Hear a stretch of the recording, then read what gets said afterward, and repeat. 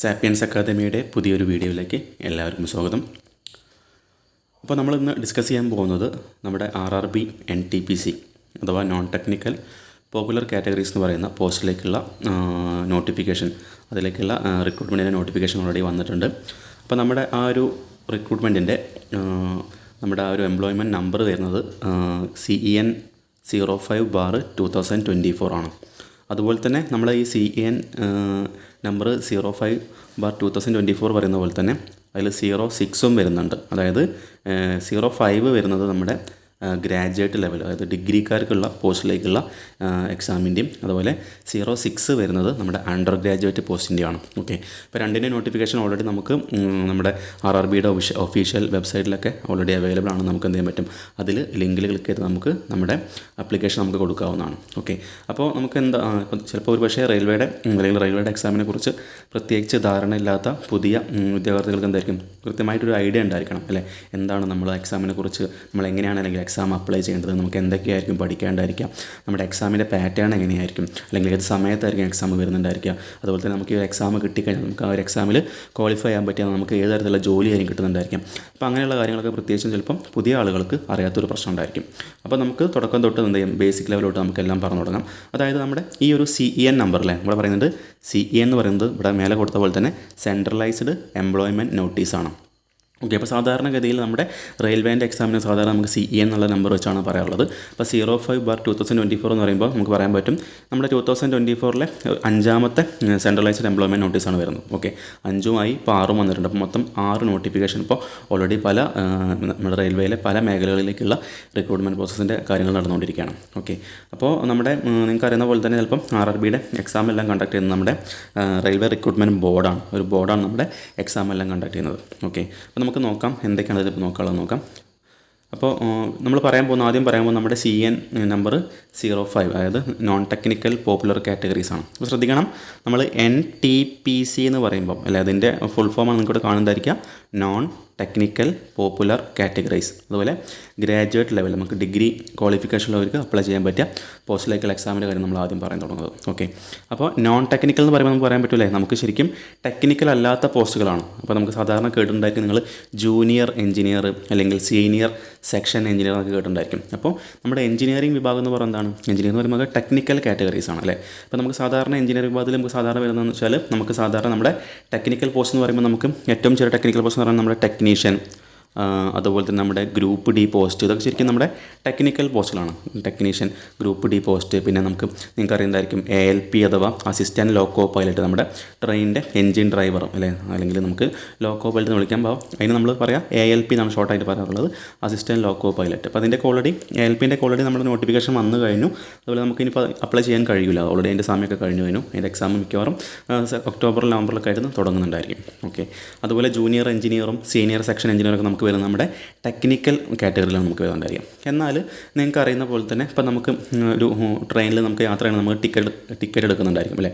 നമുക്ക് ടിക്കറ്റ് യാത്ര ചെയ്യുമ്പോൾ ചിലപ്പോൾ നമ്മുടെ റെയിൽവേ സ്റ്റേഷനിൽ ഒരുപാട് നമ്മുടെ ടെക്നിക്കൽ അല്ലാത്ത സ്റ്റാഫുകളുണ്ട്, നമുക്ക് ഓഫീസ് സ്റ്റാഫുകളുണ്ട് അല്ലേ. ചിലപ്പോൾ നമുക്ക് ടിക്കറ്റ് തരുന്ന ആളുകൾ, അല്ലെങ്കിൽ നമുക്ക് ടിക്കറ്റ് എന്താ പറയുക, അതുപോലെ തന്നെ ടിക്കറ്റ് ചെക്ക് ചെയ്യാൻ വരുന്ന ആളുകൾ. അപ്പോൾ അങ്ങനെയൊക്കെയുള്ള പോസ്റ്റാണ് നമ്മുടെ നോൺ ടെക്നിക്കലിൽ വരിക. അതുപോലെ സ്റ്റേഷൻ മാസ്റ്റർ, നിങ്ങൾ കണ്ടിട്ടുണ്ടായിരിക്കും സ്റ്റേഷൻ മാസ്റ്റർ, ഒരു വൈറ്റ് ആൻഡ് വൈറ്റ് ഡ്രസ്സിലിട്ടുള്ള നമ്മുടെ റെയിൽവേ ഓരോ സ്റ്റേഷനിലും ഓരോ സ്റ്റേഷൻ മാസ്റ്റേഴ്സ് ഉണ്ടായിരിക്കും. അല്ലെങ്കിൽ ആ സ്റ്റേഷൻ്റെ വലിപ്പം അനുസരിച്ച് എന്തായിരിക്കും, അല്ലെങ്കിൽ സ്റ്റേഷനിലെ തിരക്കോ അല്ലെങ്കിൽ അവിടെ വരുന്ന നമ്പർ ഓഫ് ട്രെയിൻസിൻ്റെ അടിസ്ഥാനത്തിലൊക്കെ ചിലപ്പോൾ 1-2 സ്റ്റേഷൻ മാസ്റ്ററൊക്കെ ഉണ്ടായിരിക്കും. അപ്പോൾ ആ കാറ്റഗറിക്കാണ് നമ്മുടെ നോൺ ടെക്നിക്കൽ വരുന്നുള്ള കാര്യം മനസ്സിലാക്കുക. അതായത് നമ്മുടെ ഒരു ഓഫീസ് സ്റ്റാഫ് എന്നുള്ള രീതിയിലുള്ള പോസ്റ്റിലേക്കാണ് നമുക്ക് നോൺ ടെക്നിക്കൽ പോപ്പുലർ കാറ്റഗറീസ് വരുന്നത്. അപ്പോൾ നമ്മൾ ഓർക്കേണ്ട മറ്റൊരു കാര്യം എന്ന് പറയുന്നത്, അപ്പം നമ്മൾ പറഞ്ഞ പോലെ ഇതിപ്പോൾ ടെക്നിക്കൽ അല്ലാത്ത പോസ്റ്റാണ് അല്ലേ. നോൺ ടെക്നിക്കൽ പോപ്പുലർ കാറ്റഗറീസ് എന്ന് പറയുമ്പോൾ ശരിക്കും ടെക്നിക്കൽ അല്ലാത്തൊരു പോസ്റ്റാണ്. എങ്കിൽ കൂടി നമുക്ക് എന്ത് ചെയ്യാം, ഇപ്പോൾ ഒരു BTech അല്ലേ, BTech എന്ന് പറഞ്ഞാൽ നമുക്ക് നമ്മുടെ എഞ്ചിനീയറിംഗ് അല്ലെങ്കിൽ എഞ്ചിനീയറിംഗ് ഡിഗ്രി ഉള്ള ആൾക്ക് എന്ത് ചെയ്യാൻ പറ്റും, ഈ നോൺ ടെക്നിക്കൽ പോപ്പുലർ NTPCയുടെ എക്സാമിലേക്ക് എന്ത് ചെയ്യാം, നമുക്ക് അപ്ലൈ ചെയ്യാൻ പറ്റും. അതായത് BTech എന്ന് പറഞ്ഞതാണ് ഒരു ഡിഗ്രിയാണ് അല്ലേ. അപ്പോൾ ഡിഗ്രി ആയതുകൊണ്ട് നമുക്ക് എന്ത് ചെയ്യാം, ഈ NTPC ഉള്ള പോസ്റ്റിലേക്ക് എന്ത് ചെയ്യാം, നമുക്ക് BTech വെച്ച് നമുക്ക് അപ്ലൈ ചെയ്യാൻ പറ്റും. അതുപോലെ തന്നെ ഗ്രാജുവേറ്റ് ലെവൽ പോസ്റ്റിലേക്ക് നമുക്ക് BTech വെച്ച് വേണമെങ്കിൽ അപ്ലൈ ചെയ്യാം, അല്ലെങ്കിൽ എനി ഡിഗ്രി നമുക്ക് എന്ത് ചെയ്യാൻ പറ്റും, എനി ഡിഗ്രി ഉള്ള ആളുകൾക്ക് അപ്ലൈ ചെയ്യാൻ പറ്റും. അതുപോലെ അണ്ടർ ഗ്രാജുവേറ്റ് ഉണ്ട്, അതായത് നമുക്ക് +2 മാത്രം ക്വാളിഫിക്കേഷനുള്ള ആളുകൾക്ക് എന്ത് ചെയ്യാം, നമുക്ക് അണ്ടർ ഗ്രാജുവേറ്റ് പോസ്റ്റിലേക്ക് നമുക്ക് അപ്ലൈ ചെയ്യാൻ പറ്റും. അതിൻ്റെയും ലിങ്ക് ഇപ്പോൾ ഓൾറെഡി നിങ്ങൾക്ക് നമ്മുടെ RRBയുടെ ഓരോ ഒഫീഷ്യൽ വെബ്സൈറ്റ് നമുക്ക് ഓപ്പൺ ചെയ്താൽ നമുക്ക് കാണാൻ പറ്റും. ഓക്കെ, അപ്പോൾ നമുക്ക് ഏകദേശം ജസ്റ്റ് എന്താണ് NTPC എന്ന് മനസ്സിലാകേണ്ടായിരിക്കും, അല്ലെങ്കിൽ എങ്ങനെയാണ് എന്താണ് നമ്മുടെ ആ ഒരു NTPC എന്ന് പറയുന്നത്, അല്ലെങ്കിൽ എന്താണ് ആ CEN നമ്പർ 5 അതുപോലെ തന്നെ CEN നമ്പർ 6 എന്നുള്ള കാര്യം നിങ്ങൾക്ക് ഏകദേശം ഒരു ഐഡിയ ആയിട്ടുണ്ടായിരിക്കും. ഓക്കെ, അപ്പോൾ ഇനി പറയുമ്പോൾ നമ്മുടെ ആ ഒരു അപ്ലിക്കേഷൻ ലിങ്കിൻ്റെ കാര്യങ്ങളാണ്, അല്ലെങ്കിൽ അപ്ലിക്കേഷൻ ലിങ്ക് എത്രത്തോളം ദിവസത്തേക്കാണ് ആക്റ്റീവ് ആയി നിൽക്കാനുള്ള കാര്യം പറയാൻ പോകുന്നത്. ഇവിടെ കാണുന്ന പോലെ തന്നെ നോക്കുക, ഇത് പറയുന്നത് CN നമ്പർ 5/2024 അല്ലെങ്കിൽ NTPC ഗ്രാജുവേറ്റ് പോസ്റ്റിലേക്കുള്ള കാര്യമാണ് പറയുന്നത്. അതായത് date of publication in RRB websites. അതായത് നമ്മുടെ ഈ ഒരു നോട്ടീസ് ഓരോ RRBയുടെ വെബ്സൈറ്റിലും, ഇപ്പോൾ വെബ്സൈറ്റ് എന്ന് പറയുമ്പോൾ നമുക്ക് ഓരോ സോണുകളായിട്ടാണ് നമ്മുടെ RRB ഉണ്ടായിരിക്കുക. ഇപ്പോൾ എക്സാമ്പിൾ നമുക്ക് കേരളത്തിൽ വരുന്ന നമ്മൾ സാധാരണ ട്രിവാൻഡ്രം സോണാണ് പറയാനുള്ളത്. പിന്നെ വരുന്ന ചെന്നൈ സോണുണ്ട്, ബാംഗ്ലൂർ സോണുണ്ട്, കൊൽക്കത്ത, മുംബൈ, സെക്കന്ദരാബാദ്, അങ്ങനെ കുറേ സോണുകളുണ്ട്. ഓക്കെ, അപ്പോൾ അങ്ങനെ ഓരോ RRB വെബ്സൈറ്റിലും നമ്മുടെ ഈ ഒരു നോട്ടിഫിക്കേഷൻ പബ്ലിഷ് ചെയ്തുള്ളതെന്നാണ് 13/9/2024. ഓക്കെ, അതായത് തൊട്ട് കഴിഞ്ഞ മാസം സെപ്റ്റംബർ 13 നമ്മുടെ ഈ ഒരു ഒഫീഷ്യൽ ആ ഒരു നോട്ടീസ് പബ്ലിക്കലി എന്ത് ചെയ്തുള്ളത്, അത് അനൗൺസ് ചെയ്തുള്ളത്. So opening of online registration of applications. അതുപോലെ നമ്മുടെ ആ ഒരു NTPC പോസ്റ്റിലേക്കുള്ള നമ്മുടെ ഗ്രാജുവേറ്റ് പോസ്റ്റിലേക്കുള്ള ആ ഒരു ലിങ്ക് ഓപ്പൺ ആയിട്ടുള്ളത് 14 പിറ്റേ ദിവസമായിട്ടുള്ള 14-ാം തീയതിയാണ്. അത് ഏകദേശം ഒരു മാസത്തോളമാണ് എന്ത് ചെയ്യാം ആ ലിങ്ക് നമ്മുടെ ഒഫീഷ്യൽ വെബ്സൈറ്റിൽ കിട്ടുന്നുണ്ടായിരിക്കും. അതായത് നമുക്ക് ഒരു മാസമായിരിക്കും അപ്ലൈ ചെയ്യാനുള്ള സമയം ഉണ്ടായിരിക്കാം. ഇവിടെ പറഞ്ഞ പോലെ closing of online registration of applications, അതായത് പറയുന്ന പോലെ 14-ാം തീയതി തുടങ്ങിയാൽ പിന്നെ അടുത്ത മാസം, അതായത് ഒക്ടോബർ 13-ാം തീയതി രാത്രി 12 മണി 12 മണി ആകുമ്പോഴത്തേക്ക് എന്ത് ചെയ്യും, നമ്മുടെ ആ ഒരു ലിങ്ക് ഡീആക്റ്റീവ് ആയി പോകുക. അതായത് ഒരിക്കലും നമ്മൾ ഈ ഒരു അവസാന ഡേറ്റിലേക്ക് നിൽക്കാൻ പാടില്ല. കാരണം ചിലപ്പം നമ്മുടെ വെബ്സൈറ്റൊക്കെ എന്തായിരിക്കും, ഒരുപാട് പേരൊക്കെ ചിലപ്പം അവസാനം വെച്ച് അപ്ലൈ ചെയ്യുമ്പോഴായിരിക്കും ചിലപ്പോൾ നമ്മുടെ വെബ്സൈറ്റ് ചിലപ്പം ജാമായിട്ട് നമുക്ക് അപ്ലൈ ചെയ്യാൻ പറ്റാത്ത അവസരങ്ങളൊക്കെ ഉണ്ടായിട്ടുണ്ട്. അപ്പോൾ എന്ത് ചെയ്യാം, അങ്ങനെ അപ്ലൈ ചെയ്യാൻ താല്പര്യമുള്ള ആളുകൾ എന്ത് ചെയ്യണം, എത്രയും പെട്ടെന്ന് തന്നെ എന്ത് ചെയ്യുക, അപ്ലൈ ചെയ്യേണ്ടതാണ്.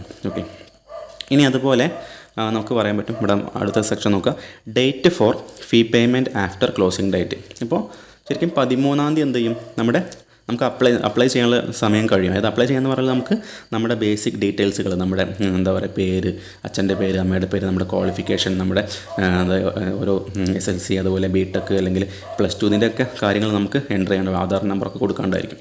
അപ്പോൾ ആ കാര്യങ്ങളെല്ലാം ചെയ്ത് നമുക്ക് ഒരു രജിസ്ട്രേഷൻ നമ്പറോ അതുപോലെ നമ്മൾ പാസ്വേഡും വെച്ച് നമ്മൾ ഉണ്ടാക്കും. ശേഷം നമുക്ക് അപ്ലൈ ചെയ്യാനുള്ള സമയമാണ് 13/10 എന്ന് പറയുന്നത്.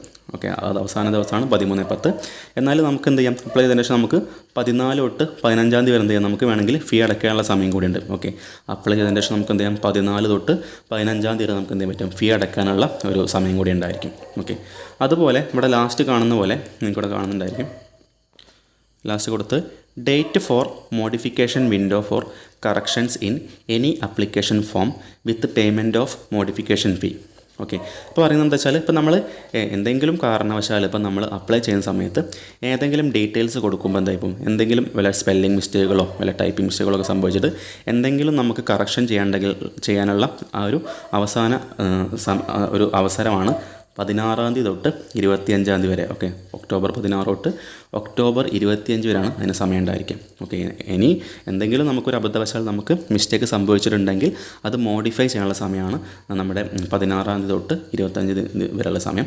ശ്രദ്ധിക്കേണ്ട കാര്യം, നമുക്ക് ഒരു കാരണവശാലും എന്ത് ചെയ്യാം, നമ്മൾ അപ്ലൈ ചെയ്യുന്ന സമയത്ത് നമ്മൾ എന്താ ചെയ്യുക, തെറ്റായ രീതിയിലുള്ള നമുക്ക് സ്പെല്ലിംഗ് മിസ്റ്റേക്കുകളോ അങ്ങനെ സംഭവിക്കാതിരിക്കാൻ വേണ്ടി ശ്രമിക്കാം. കാരണം അങ്ങനെ സംഭവിച്ചാൽ നമ്മൾ എന്ത് ചെയ്യേണ്ടത്, വെറുതെ നമുക്ക് ഫ്രീ ആയിട്ടല്ല നമുക്ക് ഒരു മോഡിഫിക്കേഷൻ ചെയ്യാൻ പറ്റുക. അതിൽ ചെറിയൊരു ഫീ ഉണ്ടായിരിക്കും. ആ ഫീൻ്റെ കാര്യങ്ങൾ നമുക്ക് വരുന്ന സ്ലൈഡിൽ പറയുന്നുണ്ട്. ഓക്കെ, ഒരു മിനിമം ഒരു 250 റുപ്പീസൊക്കെ ആ ഒരു മോഡിഫിക്കേഷൻ ചെയ്യാനുള്ള വിൻഡോ നമുക്ക് ഓപ്പൺ ആണെങ്കിൽ ഒരു ഫീ നമ്മൾ എക്സ്ട്രാ നമ്മൾ അടയ്ക്കേണ്ടി വരും. അപ്പോൾ എന്ത് ചെയ്യാം, നമ്മൾ അപ്ലൈ ചെയ്യുമ്പോൾ ഏറ്റവും ശ്രദ്ധയോടുകൂടി എന്ത് ചെയ്യുക, കറക്റ്റ് കാര്യങ്ങൾ നമ്മൾ ടൈപ്പ് ചെയ്യുന്ന സമയത്ത് ശ്രദ്ധിക്കുക. നമ്മൾ ഫോട്ടോ അപ്ലോഡ് ചെയ്യാണ്ടായിരിക്കും, നമ്മളെ സിഗ്നേച്ചർ അപ്ലോഡ് ചെയ്യാണ്ടായിരിക്കും. പിന്നെ അതുപോലെ SC ST കാൻഡിഡേറ്റ്സൊക്കെ ആണെങ്കിൽ നമുക്ക് അവരുടെ ആ ഒരു സർട്ടിഫിക്കറ്റ്, നമ്മുടെ ആ ഒരു നമ്മുടെ എന്താ പറയുക, നമ്മുടെ കാസ്റ്റിൻ്റെ സർട്ടിഫിക്കറ്റ് നമുക്ക് അപ്ലോഡ് ചെയ്യേണ്ടതായിരിക്കും. ഓക്കെ, ശ്രദ്ധിക്കുക. ഇത്രയാണ് നമുക്ക് ജസ്റ്റ് നമുക്ക് അപ്ലിക്കേഷനുമായിട്ട് ബന്ധപ്പെട്ട് നമ്മൾ ഓർത്തിരിക്കേണ്ട ഡേറ്റുകൾ. ഓക്കെ, അപ്പോൾ നമുക്ക് അടുത്ത പേജിലേക്ക് പോവാം. ഓക്കെ, ഇനി ഇവിടെ കാണുന്നത് നിങ്ങൾക്ക് നമ്മുടെ RRB ഞാൻ നേരത്തെ പറഞ്ഞ പോലെ RRB ഡിഫറൻറ്റ് സോണുകളായിട്ട് തിരിച്ചിട്ടുണ്ട്. ഓക്കെ, നേരത്തെ പറഞ്ഞ പോലെ നമ്മുടെ കേരളക്ക് ഉൾപ്പെടുന്ന നമ്മുടെ ട്രിവാൻഡ്രമാണ്, പിന്നെ സിലിഗുരി, സെക്കന്ദരാബാദ്, റാഞ്ചി, പാട്ന, അങ്ങനെ ഒരുപാട് ഈ കാണുന്ന അത്രയും സോണുകളുണ്ട്. അപ്പോൾ മനസ്സിലാക്കേണ്ട അടുത്തൊരു പ്രധാനപ്പെട്ട പോയിൻ്റ് എന്ന് പറഞ്ഞാൽ നമുക്ക് ഒരു സോണിലേക്ക് മാത്രമേ അപ്ലൈ ചെയ്യാൻ പറ്റുള്ളൂ. അതായത് ഇപ്പോൾ നമ്മൾ കേരളത്തിൽ താമസിക്കുന്ന ആളെ വെച്ച് നമുക്ക് ട്രിവാൻഡ്രം മാത്രമല്ല അപ്ലൈ ചെയ്യാൻ പറ്റുക, നമുക്ക് ഇഷ്ടമുള്ള ഏതെങ്കിലും ഒരു സോൺ മാത്രമേ നമുക്ക് അപ്ലൈ ചെയ്യാൻ പറ്റുള്ളൂ. ആ കാര്യം മനസ്സിലാക്കി വെക്കാം. ഓക്കെ, ഒന്നിലധികം സോണിലേക്ക് നമുക്ക് എന്ത് ചെയ്യാൻ കഴിയില്ല, നമുക്ക് ഒരേ ആൾക്ക് എന്ത് ചെയ്യാൻ കഴിയില്ല, അപ്ലൈ ചെയ്യാൻ കഴിയില്ല. നമുക്ക് ഏതെങ്കിലും ഈ തന്നിരിക്കുന്ന ഏതെങ്കിലും ഒരു സോണിലേക്ക് മാത്രമേ നമുക്ക് അപ്ലൈ ചെയ്യാൻ പറ്റുള്ളൂ. ആ കാര്യം പ്രത്യേകം ശ്രദ്ധിക്കണം. അപ്പം നമ്മൾ എന്ത് ചെയ്യുക, നമ്മുടെ താല്പര്യം പോലെ നമ്മൾ ഈ സ്ഥലം നോക്കുക. അഹമ്മദാബാദ്, അജ്മീർ, അങ്ങനെ ഒരുപാട് സ്ഥലങ്ങളല്ലേ. അപ്പം നമ്മുടെ ഇഷ്ടത്തിനനുസരിച്ച് നല്ല സ്ഥലം നോക്കുക. അതുപോലെ തന്നെ നമ്മുടെ ഇഷ്ടം മാത്രം നോക്കിയാൽ പോരാ, അവിടെയുള്ള വേക്കൻസിയും കൂടി നമ്മൾ കണക്കാക്കണം. ഓക്കെ, ഇപ്പോൾ ഇവിടെ ട്രിവാൻഡ്രം ആകുമ്പോൾ ഇവിടെ ഒരു 174 വേക്കൻസി വരുന്നുള്ളൂ. എന്നാൽ നമുക്ക് തൊട്ടടുത്തുള്ള ചെന്നൈയൊക്കെ ആകുമ്പോൾ അവിടെ അതിൻ്റെ ഒരു 4 മടങ്ങ് വരുന്നുണ്ട്. പിന്നെ വേണമെങ്കിൽ നമുക്ക് അടുത്ത് പറയാൻ പറ്റിയൊരു സ്ഥലമാണ് ബാംഗ്ലൂർ, അവിടെയും ഒരു 496 ഒക്കെ വരുന്നുണ്ട്. അപ്പോൾ എന്ത് ചെയ്യാം, നമുക്ക് കൺവീനിയൻ്റ് ആയിട്ടുള്ളൊരു സ്ഥലം നമ്മൾ സെലക്ട് ചെയ്യുമ്പോൾ എന്ത് ചെയ്യണം, നമ്മൾ വേക്കൻസിയും കൂടി ഒന്ന് നമുക്ക് കണക്കാക്കണം. കാരണം നമുക്ക് വേക്കൻസി നമ്മളെ ഓരോ എക്സാമിൻ്റെ സമയത്തും അല്ലെങ്കിൽ നമുക്ക് പല പല സ്റ്റേജുകളായിട്ടാണ് എക്സാം ഉണ്ടായിരിക്കുക. അപ്പോൾ ഒരു എക്സാം കഴിഞ്ഞ് അടുത്ത എക്സാമിലേക്ക് പോകുമ്പോൾ നമുക്ക് എന്ത് ചെയ്യേണ്ടി വരും, ഒരു കട്ട് ഓഫ് മാർക്ക് ഉണ്ടായിരിക്കും. അപ്പോൾ നമുക്ക് ഇപ്പോൾ ഒരുപാട് വേക്കൻസി ഉള്ള സോണൊക്കെ ആകുമ്പോൾ എന്തായിരിക്കും, കട്ട് ഓഫ് മാർക്ക് ഒരുപാട് കുറവായിരിക്കും ഉണ്ടായിരിക്കുക. അപ്പോൾ നമുക്ക് എന്ത് ചെയ്യാം, നമുക്ക് ഈസി ആയിട്ട് ചിലപ്പോൾ നമുക്ക് അടുത്ത സ്റ്റേജ് എക്സാമിലേക്ക് നമുക്ക് ക്വാളിഫൈ ചെയ്യാൻ പറ്റും. എന്നാൽ വളരെ കുറഞ്ഞ വേക്കൻസി ഉള്ള സ്ഥലമാകുമ്പോൾ എന്തായിരിക്കും, നമുക്ക് ഒരുപാട് വലിയ കട്ട് ഓഫ് മാർക്കായിരിക്കും ഉണ്ടായിരിക്കുക. ചിലപ്പോൾ എന്തെങ്കിലും ചിലപ്പോൾ നമുക്ക് ഫസ്റ്റ് സ്റ്റേജ് എക്സാം എന്തായി പോകുന്നത്, ചിലപ്പോൾ നമ്മൾ ഔട്ടായി പോകുന്ന ഒരു കണ്ടീഷൻ ഉണ്ടായിരിക്കും. അപ്പോൾ നമ്മൾ ഒരു സോൺ സെലക്ട് ചെയ്യുമ്പോൾ എന്ത് ചെയ്യണം, നമ്മൾ പ്രത്യേകം നോക്കണം. നമ്മുടെ ഇഷ്ടാനുസരണം ഒരു കൺവീനിയൻ്റ് ആയ സ്ഥലം നോക്കാം. ആ സ്ഥലത്ത് എന്താ ചെയ്യുക, നമുക്ക് അത്യാവശ്യം വേക്കൻസി ഉണ്ടാവുള്ള കാര്യം നമ്മൾ ശ്രദ്ധിക്കണം. അത് നോക്കിയിട്ട് മാത്രം നമ്മൾ അപ്ലൈ ചെയ്യാൻ വേണ്ടി ശ്രമിക്കാം. ഓക്കെ, അപ്പോൾ അതാണ് നമ്മൾ ഏകദേശം ഒരു വേക്കൻസിയുടെ കാര്യങ്ങൾ പറയുന്നത്. പിന്നെ ഞാൻ നേരത്തെ പറഞ്ഞ പോലെ നമ്മുടെ ഗ്രാജുവേറ്റ് ലെവലും ഉണ്ട് അല്ലേ. നമ്മൾ CN05/2024 എന്ന് പറയുമ്പോൾ നമ്മുടെ NTPC ഗ്രാജുവേറ്റ് ലെവൽ പോസ്റ്റാണ്. നേരത്തെ പറഞ്ഞ പോലെ ഡേറ്റ് 14 തുടങ്ങും, 13 അവസാനിക്കും. ഫീ പേയ്മെൻറ്റ് ലാസ്റ്റ് ഡേറ്റ് 14 to 15 ഉണ്ട്. പിന്നെ മോഡിഫൈ ചെയ്യാനുള്ള ലാസ്റ്റ് ഡേറ്റ് 16 to 25 അതുപോലെ നമ്മൾ പറഞ്ഞിട്ടുണ്ടായിരുന്നു അണ്ടർ ഗ്രാജുവേറ്റ് പോസ്റ്റിലേക്ക് നമുക്ക് എക്സാം വിളിച്ചിട്ടുണ്ട് അല്ലേ. അതായത് അതിൻ്റെ സമയം നേരത്തെ നമ്മൾ പറഞ്ഞിട്ടില്ല, അതിൻ്റെ നമ്പർ നോക്കുക. CN06/2024 ആണ്. അതുപോലെ അതിൻ്റെ ഓപ്പണിംഗ് സമയം എന്ന് പറഞ്ഞാൽ ലിങ്ക് ഓപ്പൺ ഉള്ളത് 21 സെപ്റ്റംബർ തൊട്ട് അത് ക്ലോസ് ചെയ്യുന്നത് 20 ഒക്ടോബറിനായിരിക്കും. അപ്പോൾ ഏകദേശം ഒരു 5-6 ദിവസമാണ് 2 പോസ്റ്റിലേക്കുള്ള എക്സാമിൻ്റെ ആ ഒരു ആപ്ലിക്കേഷൻ ലിങ്ക് ആക്റ്റീവ് ആയി നിൽക്കുന്നുണ്ടായിരിക്കാം. ആ ഒരു കാര്യം മനസ്സിലാക്കുക. അതുപോലെ അതിൻ്റെ ഫീ പേയ്മെൻറ്റിൻ്റെ ലാസ്റ്റ് ഡേറ്റ് നമുക്ക് 20 ഒക്ടോബർ 2024 ഓക്കെ. അതുപോലെ നമ്മുടെ CBT ഇവിടെ കൊടുത്താൽ നോക്കാം, CBT എക്സാം ഡേറ്റ്, അതുപോലെ എക്സാം അഡ്മിറ്റ് കാർഡ്. അതായത് CBT ഉദ്ദേശിക്കുന്നത് എന്താണെന്ന് വെച്ചാൽ കമ്പ്യൂട്ടർ ബേസ്ഡ് ടെസ്റ്റാണ്. അതായത് നമ്മുടെ RRBയുടെ എക്സാമൊക്കെ നമുക്ക് എന്താ പറയുക, നമുക്ക് ക്വസ്റ്റ്യൻ പേപ്പർ അല്ലെങ്കിൽ നമ്മുടെ എക്സാം നമ്മൾ ചെയ്യുന്നത് കമ്പ്യൂട്ടറിലായിരിക്കും. കമ്പ്യൂട്ടറിൻ്റെ നമ്മുടെ മോണിറ്ററിൽ നമുക്ക് സ്ക്രീനിൽ ക്വസ്റ്റ്യൻസ് കാണും. അതുപോലെ നമുക്ക് ക്വസ്റ്റ്യൻ്റെ നമ്മുടെ ഒബ്ജക്റ്റീവ് ടൈപ്പുള്ള ക്വസ്റ്റ്യൻസ് ഉണ്ടായിരിക്കാം. അതിൽ നമുക്ക് 4-5 ഓപ്ഷൻസ് ഉണ്ടായിരിക്കും. നമ്മൾ എന്തെങ്കിലും കറക്റ്റായിട്ട് ഓപ്ഷൻസ് ചൂസ് ചെയ്യാം. അപ്പോൾ അങ്ങനെ നമുക്ക് ഒരിക്കലും നമുക്ക് കേരള PSC എക്സാമൊക്കെ പോലെ എന്തായിരിക്കില്ല, നമുക്ക് ഒരു നമ്മുടെ ഹാർഡായിട്ടുള്ള ക്വസ്റ്റ്യൻ പേപ്പർ നമുക്ക് കയ്യിൽ കിട്ടിയിട്ട് എഴുതുന്ന രീതിയിലുള്ള എക്സാം അല്ല ഉണ്ടായിരിക്കുക. പക്ഷേ പകരം ഒരു കമ്പ്യൂട്ടർ ബേസ്ഡ് ടെസ്റ്റ് ആയിരിക്കും. എന്നാലും നമുക്ക് കേരള PSC എക്സാം ആകുമ്പോൾ ചിലപ്പം വളരെ കുറഞ്ഞ നമ്പർ ഓഫ് അപ്ലിക്കൻസ് ഉള്ള കേരള PSCയുടെ എക്സാമുകൾ ചിലപ്പോൾ എന്ത് ചെയ്യാറുണ്ട്, ഇതുപോലെ കമ്പ്യൂട്ടർ ബേസ്ഡ് ടെസ്റ്റ് വെക്കാറുണ്ട്. നമുക്ക് കോഴിക്കോട്, തൃശ്ശൂർ അങ്ങനെ പ്രധാന സ്ഥലങ്ങളിലൊക്കെ അതുപോലത്തെ കമ്പ്യൂട്ടർ ബേസ്ഡ് സെൻറ്റേഴ്സ് ഉണ്ട് അല്ലേ. അപ്പോൾ അവിടെ വെച്ച് നമ്മുടെ കേരള PSC എക്സാം നടത്താറുണ്ട്. അപ്പോൾ കുറഞ്ഞ അപ്ലിക്കേഷൻസ് ഒക്കെ ആകുമ്പോൾ അങ്ങനെ എക്സാം നടത്താറുണ്ട്. ആ ഒരു കാര്യം ജസ്റ്റ് ഒന്ന് മനസ്സിലാക്കി വെക്കാം. ഓക്കെ, ഞാൻ നേരത്തെ പറഞ്ഞ പോലെ നമുക്ക് ഇനി ഫീയുടെ കാര്യം ജസ്റ്റ് ഞാൻ വീണ്ടും അത് അടുത്ത സ്ലൈഡിലൊക്കെ റിപ്പീറ്റ് ചെയ്ത് പറയുന്നുണ്ട്. അതായത് ജസ്റ്റ് ഇവിടെ ഒന്ന് ജസ്റ്റ് ഒരു ഐഡിയ കിട്ടാനോ മനസ്സിലാക്കി വെക്കുക. അതായത് ജനറൽ OBC കാൻഡിഡേറ്റ്സിന് 500 രൂപയാണ് നമുക്ക് ഫസ്റ്റ് നമ്മൾ അപ്ലൈ ചെയ്യുന്ന സമയത്ത് നമ്മൾ അടയ്ക്കേണ്ടി വരിക. ഓക്കെ, എന്നാൽ ശരിക്കും 500 രൂപ എന്തല്ല, നമ്മുടെ എക്സാമിനേഷൻ ഫീ അല്ല, ശരിക്കും 100 രൂപയാണ് നമ്മുടെ എക്സാമിനേഷൻ ഫീ വരിക. ഓക്കെ, 100 രൂപയാണ് നമ്മുടെ എക്സാമിനേഷൻ ഫീ വരിക. എന്ത് ചെയ്യും, നമുക്ക് നേരത്തെ പറഞ്ഞ പോലെ നമ്മുടെ ടെസ്റ്റ് ഓരോ സ്റ്റേജസ് ഉണ്ടായിരിക്കും. ഇപ്പോൾ CBT 1, CBT 2, പിന്നെ ചില പോസ്റ്റിലേക്ക് CBAT ഉണ്ടായിരിക്കും, ചില പോസ്റ്റിലേക്ക് ടൈപ്പിംഗ് സ്കില്ല് ടെസ്റ്റൊക്കെ ഉണ്ടായിരിക്കും. അപ്പോൾ നമുക്ക് ഈ CBT 1 പോസ്റ്റിലേക്കുള്ള എക്സാം അറ്റൻഡ് ചെയ്ത ആൾക്കാർക്ക് മാത്രം എന്ത് ചെയ്യുള്ളൂ, 500 രൂപയിൽ ബാക്കിയുള്ള 400 രൂപ നമുക്ക് റീഫണ്ട് തരുള്ളൂ. ഓക്കെ, എന്നാൽ നമ്മൾ എക്സാം അറ്റൻഡ് ചെയ്തില്ല എന്താ സംഭവിക്കുക വെച്ചാൽ നമുക്ക് 500 രൂപ നമുക്ക് നഷ്ടപ്പെട്ടു പോകും. അപ്പോൾ എക്സാം അറ്റൻഡ് ചെയ്ത ആളുകൾക്ക് മാത്രം എന്ത് ചെയ്യുള്ളൂ, 500 രൂപയുള്ള ബാക്കിയുള്ള 400 രൂപ നമുക്ക് റീഫണ്ട് ചെയ്തിട്ടുള്ളൂ. അത് പ്രത്യേകം ശ്രദ്ധിക്കുക. അതുപോലെ നമുക്ക് SC ST PH അതുപോലെ എല്ലാ ഫീമെയിൽ കാൻഡിഡേറ്റ്സിനും എന്തായിരിക്കും ഫീ വരുന്നത് 250 രൂപയേ ഉള്ളൂ. ഓക്കെ, 250 രൂപയാണ് SC ST അതുപോലെ PH ഫിസിക്കലി ഹാൻഡിക്യാപ്ഡുള്ള ആൾക്കാർക്ക്. അതുപോലെ ഓൾ ഫീമെയിൽ കാൻഡിഡേറ്റ്സിന് ഫീ ₹250 മാത്രമേ ഉണ്ടായിരിക്കുള്ളൂ. ഓക്കെ, അതുപോലെ നേരത്തെ പറഞ്ഞ പോലെ എന്തായിരിക്കും റീഫണ്ട് ചെയ്യാനുള്ളത് എന്ത് ചെയ്യും, സ്റ്റേജ് 1 എക്സാമിനേഷൻ CPT 1 എക്സാമിനേഷൻ എന്ത് ചെയ്യും, ശേഷം എന്ത് ചെയ്യും, അത് റീഫണ്ട് ചെയ്യും. അപ്പോൾ നമുക്ക് അങ്ങനെ റീഫണ്ട് കിട്ടണമെങ്കിൽ നമുക്ക് എന്ത് വേണ്ടി വരും, നമുക്ക് റീഫണ്ട് കിട്ടാനുള്ള ബാങ്കിൻ്റെ അക്കൗണ്ട് നമ്പറും അതുപോലെ IFSC കോഡും ബ്രാഞ്ചിൻ്റെ പേരൊക്കെ നമ്മൾ കൊടുക്കേണ്ടി വരും. അപ്പോൾ അതും നമുക്ക് അപ്ലൈ ചെയ്യുന്ന സമയത്ത് നമ്മൾ ശ്രദ്ധിക്കേണ്ട കാര്യമാണ്. ഓക്കെ, അതുപോലെ നമുക്ക് നമ്മുടെ ഈ എക്സാമിനേഷൻ നമ്മൾ ഫീ അടയ്ക്കാൻ നമ്മൾ ഫീ ഒരിക്കലും എന്ത് ചെയ്യേണ്ട ആവശ്യമില്ല. നമ്മൾ ഫീ എന്താ സാധാരണ നമുക്കറിയാം, ഇപ്പോൾ എല്ലാ കാര്യങ്ങളും നമുക്ക് ഓൺലൈനിലൂടെ സാധ്യമാകുന്നതാണ്. അതായത് നമുക്ക് ഡെബിറ്റ് കാർഡോ അല്ലെങ്കിൽ ക്രെഡിറ്റ് കാർഡോ നെറ്റ് ബാങ്കിങ് വഴിയോ നമുക്ക് എന്ത് ചെയ്യാം, നമുക്ക് ഫീ നമുക്ക് അടയ്ക്കാവുന്നതാണ്. ഓക്കെ, അല്ലെങ്കിൽ നമുക്ക് ബാങ്ക് ത്രൂ നമുക്ക് എന്ത് ചെയ്യാം, ഫീ നമുക്ക് അടയ്ക്കാവുന്നതാണ്. ഓക്കെ, ഇനി അടുത്തത് അപ്പോൾ നമ്മുടെ ഇവിടെ നോക്കാം. നമ്മുടെ ടോട്ടൽ വാക്കൻസീസ് ഇപ്പോൾ വരുന്നത് എത്രയെന്ന് വെച്ചാൽ നമുക്കത് വഴിയേ നോക്കാം.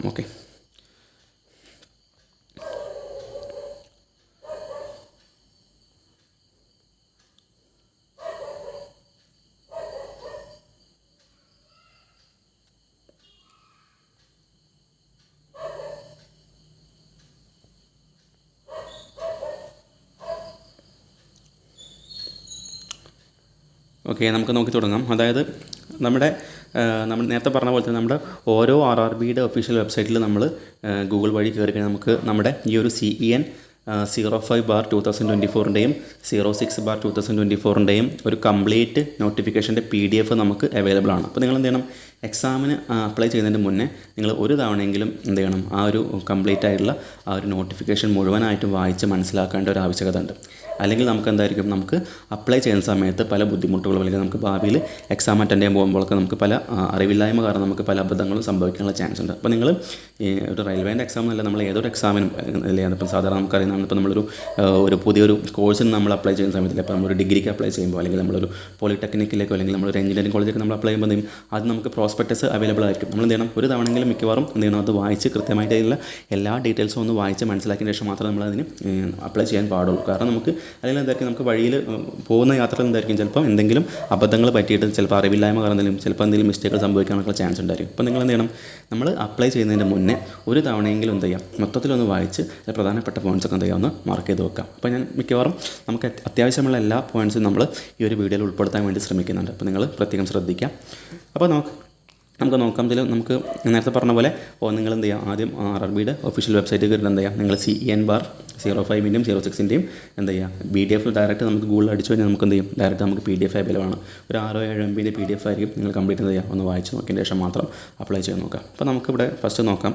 ഞാൻ അതിലെ ആ ഒരു PDFയിലെ പ്രധാനപ്പെട്ട കാര്യങ്ങൾ മാത്രമേ ജസ്റ്റ് ഇവിടെ സൂചിപ്പിക്കുന്നുള്ളൂ. അപ്പോൾ നോക്കാം. ഇതിലിപ്പോൾ വരുന്നത് നമുക്ക് നമ്മുടെ ഗ്രാജുവേറ്റ് പോസ്റ്റ് എന്ന് പറയുമ്പോൾ അതിൽ പ്രധാനമായിട്ടും വരുന്നത് നമുക്ക് ഇവിടെ കാണുന്ന പോലെ തന്നെ chief commercial cum ticket supervisor, station master, goods train manager, പിന്നെ junior account assist cum typist, senior clerk cum typist.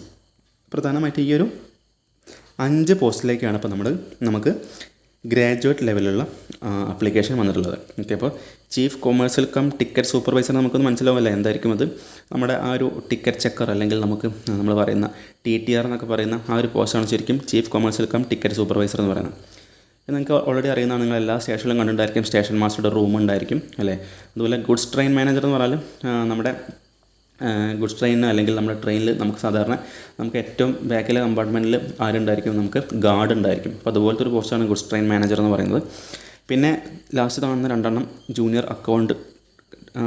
Junior account assistant cum ടൈപ്പിസ്റ്റും സീനിയർ ക്ലർക്ക് കം ടൈപ്പിസ്റ്റും ഉണ്ട്. അപ്പോൾ അതൊക്കെ നമുക്ക് ഓഫീസ് സ്റ്റാഫുകളാണ്. അപ്പോൾ ചിലപ്പോൾ എന്തായിരിക്കും, നമുക്ക് ടിക്കറ്റ് അല്ലേ, നമുക്ക് സ്ഥലത്തേക്ക് പോകുമ്പോൾ നമ്മൾ യാത്ര ചെയ്യാൻ വേണ്ടിയിട്ട് നമ്മൾ ടിക്കറ്റ് തരുന്ന ആ ഒരു പോസ്റ്റൊക്കെയാണ് നമ്മുടെ ജൂനിയർ അക്കൗണ്ട് അസിസ്റ്റൻറ്റ് കം ടൈപ്പിസ്റ്റും അതുപോലെ സീനിയർ ക്ലർക്ക് കം ടൈപ്പിസ്റ്റും ഒക്കെ.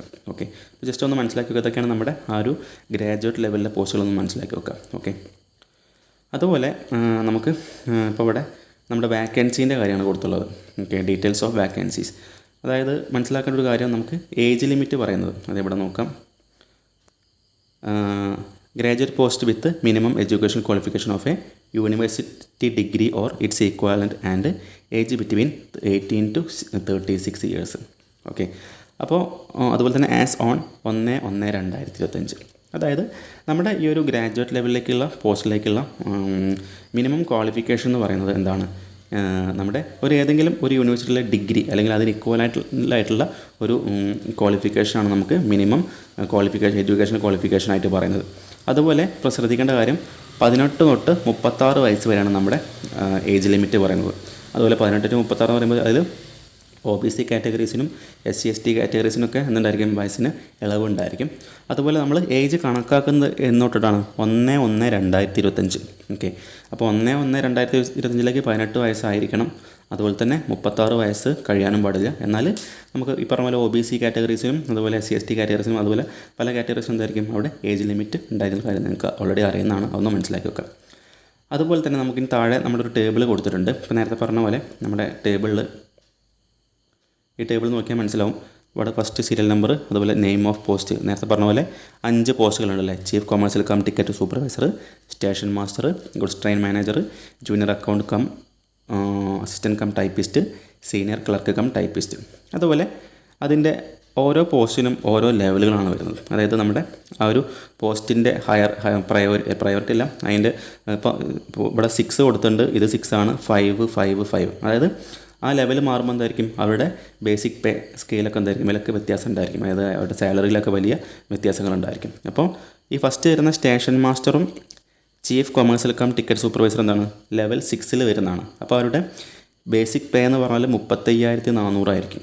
ഓക്കെ, അപ്പോൾ 35,400 പറഞ്ഞാൽ നമ്മുടെ സാലറി അല്ല, ഒരു ബേസിക് പേ ആണല്ലേ. അപ്പോൾ നമുക്ക് ഏകദേശം ഒരു 55 to 65 അല്ലെങ്കിൽ ഒരു 60K റേഞ്ചിലായിരിക്കും നമുക്ക് സാലറി നമുക്ക് കയ്യിൽ കിട്ടുന്നുണ്ടായിരിക്കാം. ഓക്കെ, അല്ലെങ്കിൽ ഒരു ഗ്രോസ് സാലറി എന്ന് പറയുമ്പോൾ ഒരു 65K ആ റേഞ്ചിലൊക്കെ ആയിരിക്കും ലെവൽ 6 ഉണ്ടായിരിക്കാം. എന്നാൽ ലെവൽ 5 ആകുമ്പോൾ എന്തായിരിക്കും അവരുടെ ബേസിക് പേ നോക്കുക 29,200 ആണ്.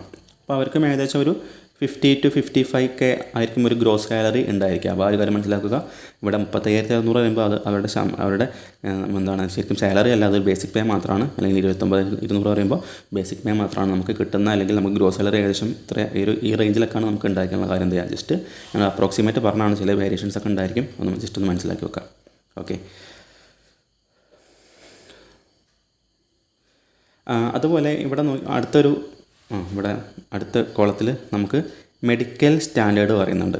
അതായത് നമുക്ക് ചീഫ് കൊമേഴ്സ്യൽ കം ടിക്കറ്റ് സൂപ്പർവൈസറിന് B2, പിന്നെ ബാക്കി രണ്ടെണ്ണത്തിന് A2, പിന്നെ C2.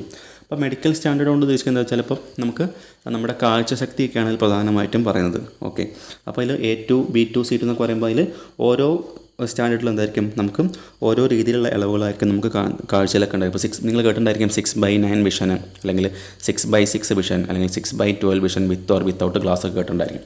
അതായത് ഗ്ലാസ് ഉള്ളപ്പം അല്ലെങ്കിൽ ഗ്ലാസ് ഉള്ളപ്പോഴും ഇല്ലാണ്ടൊക്കെ ആ ഒരു വിഷൻ ഉണ്ടായിരിക്കണം. അതൊക്കെ നമ്മൾ മെഡിക്കൽ സ്റ്റാൻഡേർഡ് കൊണ്ട് ഉദ്ദേശിക്കുന്നത്. സാധാരണഗതിയിൽ നമ്മുടെ അസിസ്റ്റൻറ്റ് ലോക്കോ പൈലറ്റ് ഉണ്ടല്ലേ, നമ്മുടെ ട്രെയിൻ എഞ്ചിൻ ഡ്രൈവർ ഉണ്ട്, അവർക്ക് വേണ്ട മെഡിക്കൽ സ്റ്റാൻഡേർഡ് എന്ന് പറഞ്ഞാൽ 6/6 വിഷനാണ് അവർക്ക് വേണ്ടത്. അതായത് ഏറ്റവും പെർഫെക്റ്റ് ആയിട്ടുള്ള വിഷനാണ് നമ്മുടെ അസിസ്റ്റൻറ്റ് ലോക്കോ പൈലറ്റ് അല്ലെങ്കിൽ നമുക്ക് ALP ഉണ്ടായിരിക്കുക. എന്നാൽ ബാക്കി A2, C2, B2 എന്ന് പറയുമ്പോൾ അതിനേക്കാൾ കുറവാണ്. 6/9 അല്ലെങ്കിൽ 6/12 അങ്ങനെയൊക്കെയാണ് കുറഞ്ഞ വിഷനൊക്കെ നമുക്ക് ഉണ്ടായാലും കുഴപ്പമില്ല. ഓക്കെ, അതുപോലെ നമുക്ക് പല സ്റ്റാൻഡേർഡിലും ചിലപ്പം ഗ്ലാസ് വെച്ചിട്ടുള്ള കാഴ്ചശക്തി എന്ന് പറയുന്നുണ്ട്, വെക്കാണ്ടുള്ളതും പറയുന്നുണ്ട്. അപ്പം ഇതിൽ ഓരോ സ്റ്റാൻഡേർഡ് മാറുന്നതനുസരിച്ച് എന്തായിരിക്കും അതിൽ വ്യത്യാസങ്ങൾ വരും. അപ്പോൾ നമുക്കത് ഡീറ്റെയിൽ ആയിട്ട് അടുത്ത പേജിൽ നമ്മൾ ഡിസ്കസ് ചെയ്യുന്നുണ്ട്. അതുപോലെ ഇവിടെ നോക്കാം, അടുത്ത കോൾ എന്ന് പറഞ്ഞാൽ prescribed age in normal course, അതുപോലെ age application to the CEN. സാധാരണ ഇതിൽ നമ്മുടെ ഈ ഒരു NTPC ഗ്രാജുവേറ്റ് ലെവലിലേക്കുള്ള പോസ്റ്റിലേക്കുള്ള ഏജ് ലിമിറ്റ് എന്ന് പറയുന്നത് ശരിക്കും 18 to 33 ആണ്. നേരത്തെ നമ്മൾ പറഞ്ഞ പോലെ 18 to 36 അല്ല, ശരിക്കും എന്താണ് 18 to 33 ആണ് നമുക്ക് ജനറൽ കാറ്റഗറിക്കും അല്ലെങ്കിൽ ബാക്കിയുള്ള മൊത്തം കാറ്റഗറിക്കും ഏജ് ലിമിറ്റ് വരുന്നത്. പിന്നെ OBC SC/ST ഒക്കെ ആകുമ്പോഴായിരിക്കും അതിനുള്ള ഇളവ്. OBCക്ക് ആകുമ്പോൾ 3 വർഷം ആകുമ്പോൾ 18 to 36 ആ ഒരു വ്യത്യാസങ്ങൾ വരും.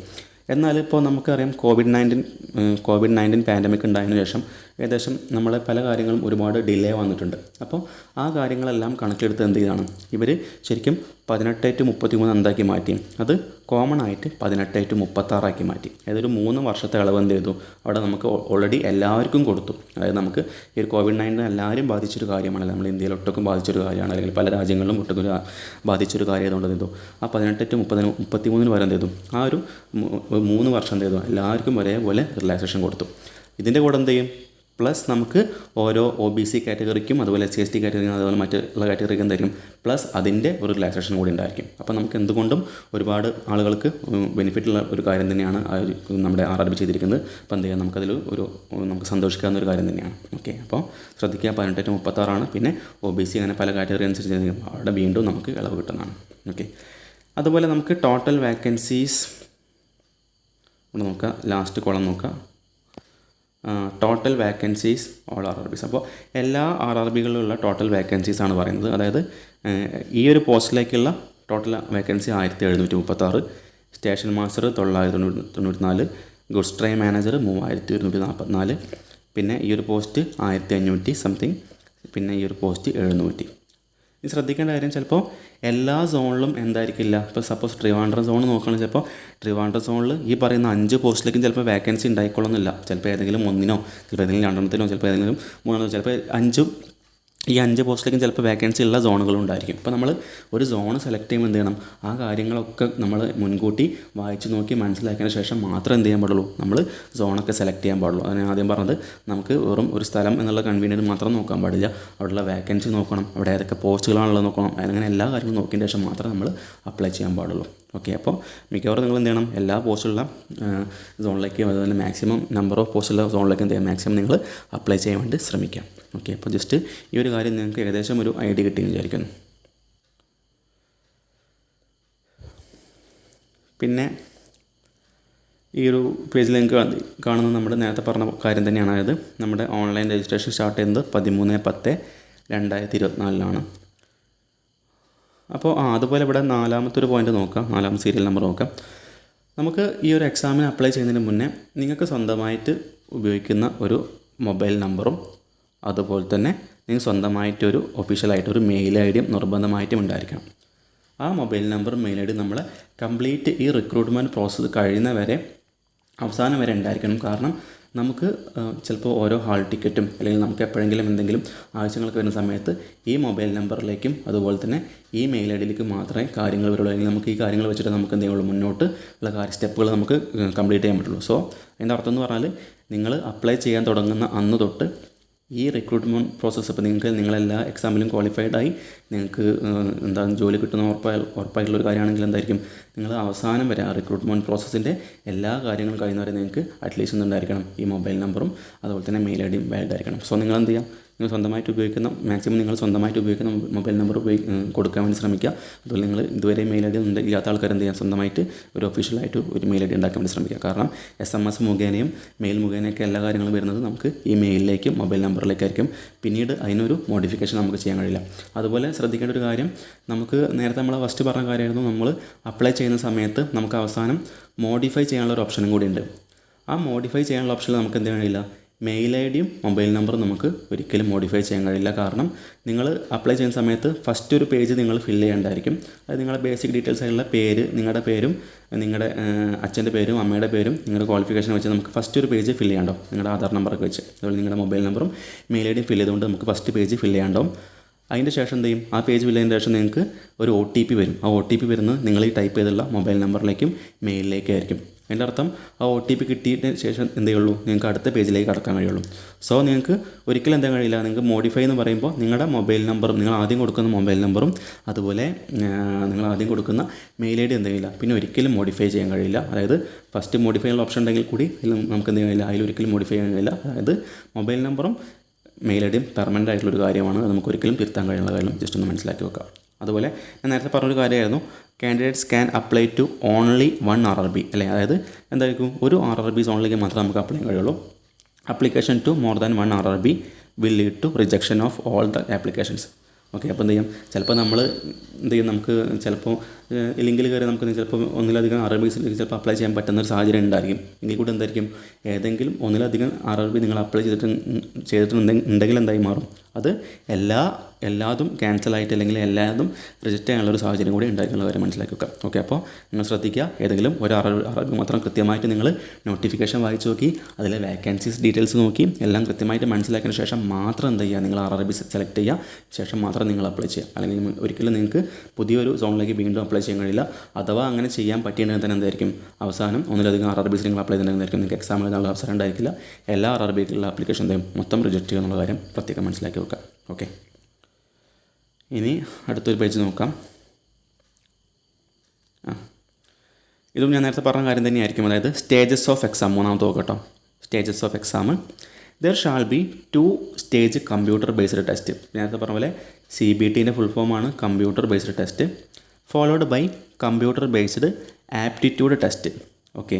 അതുപോലെ CBAT എന്ന് പറയുന്നൊരു ടെസ്റ്റും ഉണ്ട്. അതുപോലെ ടൈപ്പിംഗ് സ്കിൽ ടെസ്റ്റ്, നമ്മളതിനെ TST ഷോർട്ടായി പറയാറുണ്ട്. Typing skill test wherever applicable.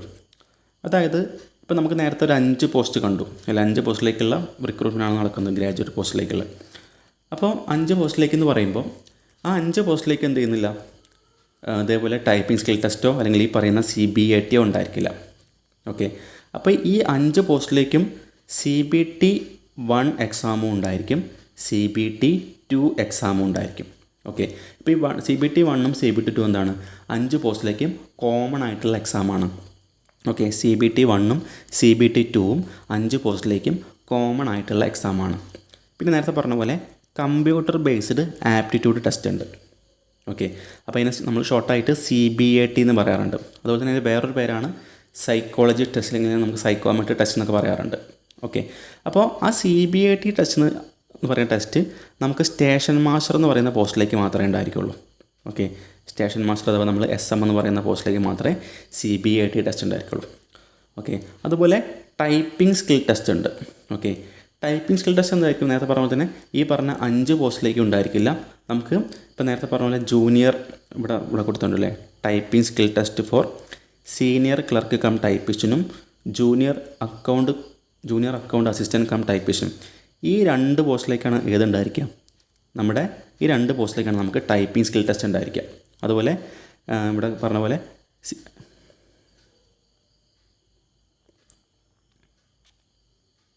ഇതവിടെ computer based aptitude test for station master.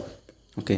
അപ്പോൾ സ്റ്റേഷൻ മാസ്റ്റർക്ക് മാത്രമേ ആ പോസ്റ്റിലേക്ക് മാത്രമേ ഉണ്ടായിരിക്കുള്ളൂ ഈ CBAT ഉണ്ടായിരിക്കുള്ളൂ. അതുപോലെ ഈ സീനിയർ ക്ലർക്ക് കം ടൈപ്പിസ്റ്റിനും ജൂനിയർ അക്കൗണ്ട് അസിസ്റ്റൻറ്റ് കം ടൈപ്പിസ്റ്റിനും മാത്രമേ ടൈപ്പിംഗ് സ്കിൽ ടെസ്റ്റ് ഉണ്ടായിരിക്കുള്ളൂ. അപ്പോൾ നമുക്കറിയാം മൊത്തം 5 പോസ്റ്റിലേക്കാണ് എക്സാം ഉള്ളത്, അല്ലെ, മൊത്തം 5 പോസ്റ്റിലേക്കാണ് എക്സാം ഉള്ളത്. അതിൽ ഒരു പോസ്റ്റിലേക്കേ CBAT ഉള്ളൂ, അല്ലെ, ഒരു പോസ്റ്റിലേക്കേ CBAT ഉള്ളൂ. 2 പോസ്റ്റിലേക്കാണ് ടൈപ്പിംഗ് സ്കിൽ ടെസ്റ്റ് ഉള്ളത്. അപ്പോൾ ബാക്കി എത്ര പോസ്റ്റ് ഉണ്ട്, ബാക്കി 1, 2, 3 ബാക്കി 2 പോസ്റ്റ് ഉണ്ട്. അപ്പോൾ ബാക്കിയുള്ള 2 പോസ്റ്റിലേക്ക് എന്തായിരിക്കും, വെറും CBT1ഉം CBT2ഉം മാത്രമേ ഉണ്ടായിരിക്കുള്ളൂ. പിന്നെ എന്തായിരിക്കും CBT1ഉം CBT2 ഇങ്ങനെ അവർക്ക് അടുത്ത ഘട്ടം എന്ന് പറഞ്ഞാൽ അവർക്ക് മെഡിക്കൽ ചെക്ക് ചെയ്യുന്ന സ്റ്റേജാണ് ഉണ്ടായിരിക്കാം. മെഡിക്കൽ കഴിഞ്ഞാൽ ഡോക്യുമെൻ്റ് വെരിഫിക്കേഷൻ ആയിരിക്കും. അത് കഴിഞ്ഞാൽ നമുക്ക് നല്ല മാർക്ക് ഉണ്ടെങ്കിൽ എന്ത് ചെയ്യും, നമുക്ക് ഓരോ പോസ്റ്റിലേക്ക് നമുക്ക് ജോലി കിട്ടുന്നതാണ്. ഓക്കെ. അപ്പോൾ 5 പോസ്റ്റിൽ ഒരു പോസ്റ്റിലേക്ക് മൂന്നാമത്തെ ടെസ്റ്റായിട്ടുള്ള CBAT ഉണ്ടായിരിക്കും, വേറെ 2 പോസ്റ്റിലേക്ക് ടൈപ്പിംഗ് സ്കിൽ ടെസ്റ്റ് ഉണ്ടായിരിക്കും. ബാക്കിയുള്ള 2 പോസ്റ്റ് എന്തായിരിക്കും, വെറും CBT1ഉം CBT2 മാത്രമേ ഉണ്ടായിരിക്കുള്ളൂ. അപ്പോൾ ഏകദേശം നിങ്ങൾക്ക് കാര്യങ്ങളൊക്കെ ഏകദേശം ഒരു ഐഡിയ ആയിട്ട് വരുന്നുണ്ടായിരിക്കും. ഒന്നും അറിയാത്ത ആളുകൾക്ക് ഏകദേശം ഒരു ഐഡിയ ഇപ്പോൾ കിട്ടി തുടങ്ങിയിട്ടുണ്ടായിരിക്കും. ഓക്കെ. പിന്നെ അത് പ്രധാനമായിട്ട് വരുന്ന അടുത്തൊരു പോയിൻറ്റ് 4ാമത്തെ നോക്കുക, call letters candidates will have to download the city and date intimations ഈ call letters and travel authority from the links provide on the official websites of RRBs.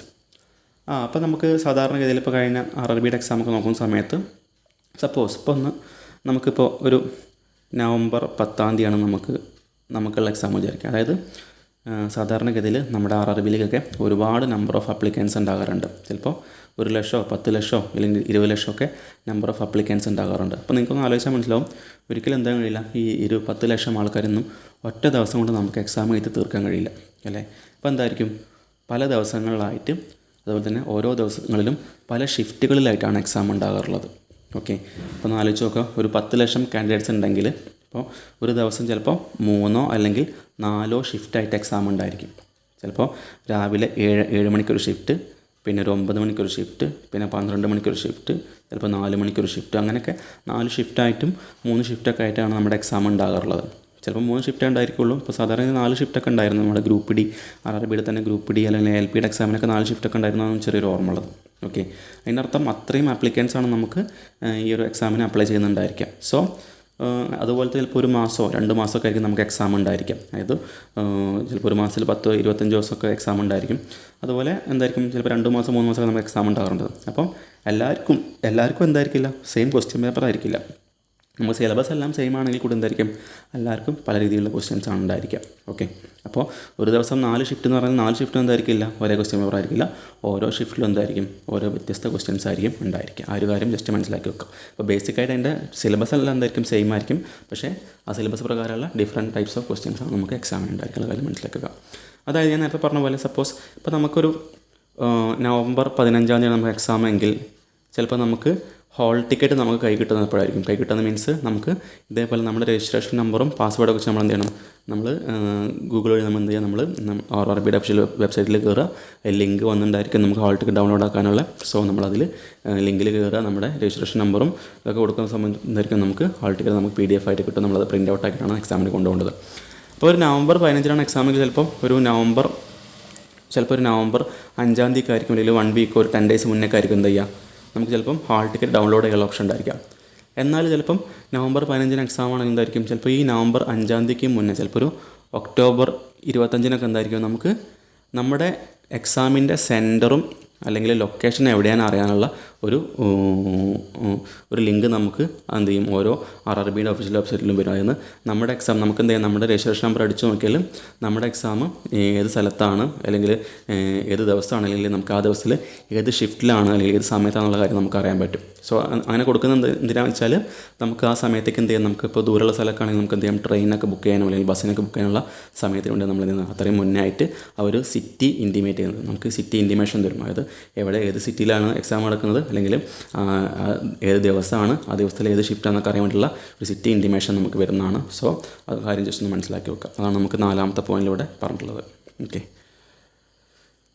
പിന്നെ പറയുന്നത് നമുക്ക് ഷോർട്ട് ലിസ്റ്റിങ്ങിൻ്റെ കാര്യമാണ്. അതായത് ഇവിടെ നോക്കാം, RRB wise shortlisting of candidates for second stage CBT shall be done at the rate of 15 times the vacancies.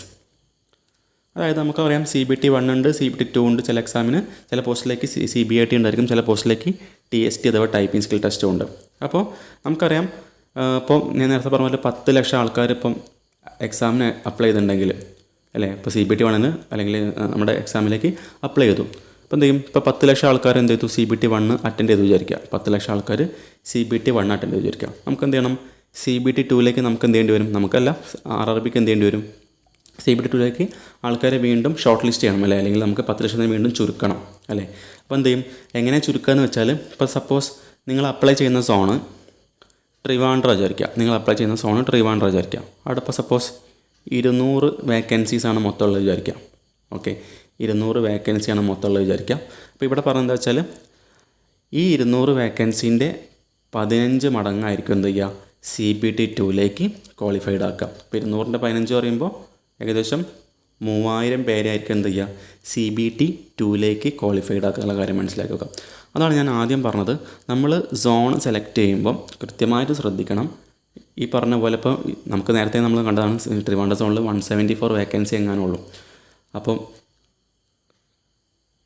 3000 അല്ല, 30,000 വരും, അല്ലേ. 30,000 പേരാണ് ഷോർട്ട് ലിസ്റ്റ് ചെയ്യുക. അപ്പോൾ 174 വേക്കൻസി ആകുമ്പോൾ ഏകദേശം ഇതിനേക്കാൾ കുറഞ്ഞ നമ്പറായിരിക്കും എന്ത് ചെയ്യാം? 30,000 അല്ല, 3,000 തന്നെ, അല്ലേ.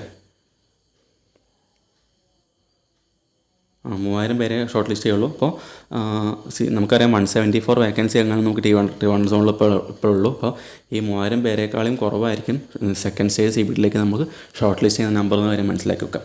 അതിൻ്റെ അർത്ഥം ഞാൻ നേരത്തെ പറഞ്ഞ പോലെ നമ്മൾ എന്ത് ചെയ്യണം? എപ്പോഴും അധികം നിങ്ങൾ സ്ഥലം കൺവീനിയൻ്റ് ഉള്ള സ്ഥലം നോക്കുക മാത്രമല്ല, അവിടെ ആ സ്ഥലങ്ങളിൽ തന്നെ ഏറ്റവും വേക്കൻസി കൂടുതലുള്ള സ്ഥലത്ത് മാത്രം, സോണിൽ മാത്രം അപ്ലൈ ചെയ്യാം. എങ്കിൽ മാത്രമേ നമുക്ക് ഈ ഒരു CBT 2ലേക്ക് നമുക്ക് പെട്ടെന്ന് നമുക്ക് കയറാൻ പറ്റുള്ളൂ. അല്ലെങ്കിൽ ഇപ്പോൾ നമുക്കറിയാം അത്യാവശ്യം പഠിക്കുന്ന ആളുകളാണെങ്കിൽ കൂടി ചിലപ്പോൾ എല്ലാവരും എന്തെങ്കിലും ഒരേപോലെ പ്രിപ്പയർ ചെയ്യുന്നുണ്ടായിരിക്കും. പക്ഷേ ഒരു 0.25 മാർക്കിലോ അല്ലെങ്കിൽ 0.33 മാർക്കിലൊക്കെ എന്ത് ചെയ്യും?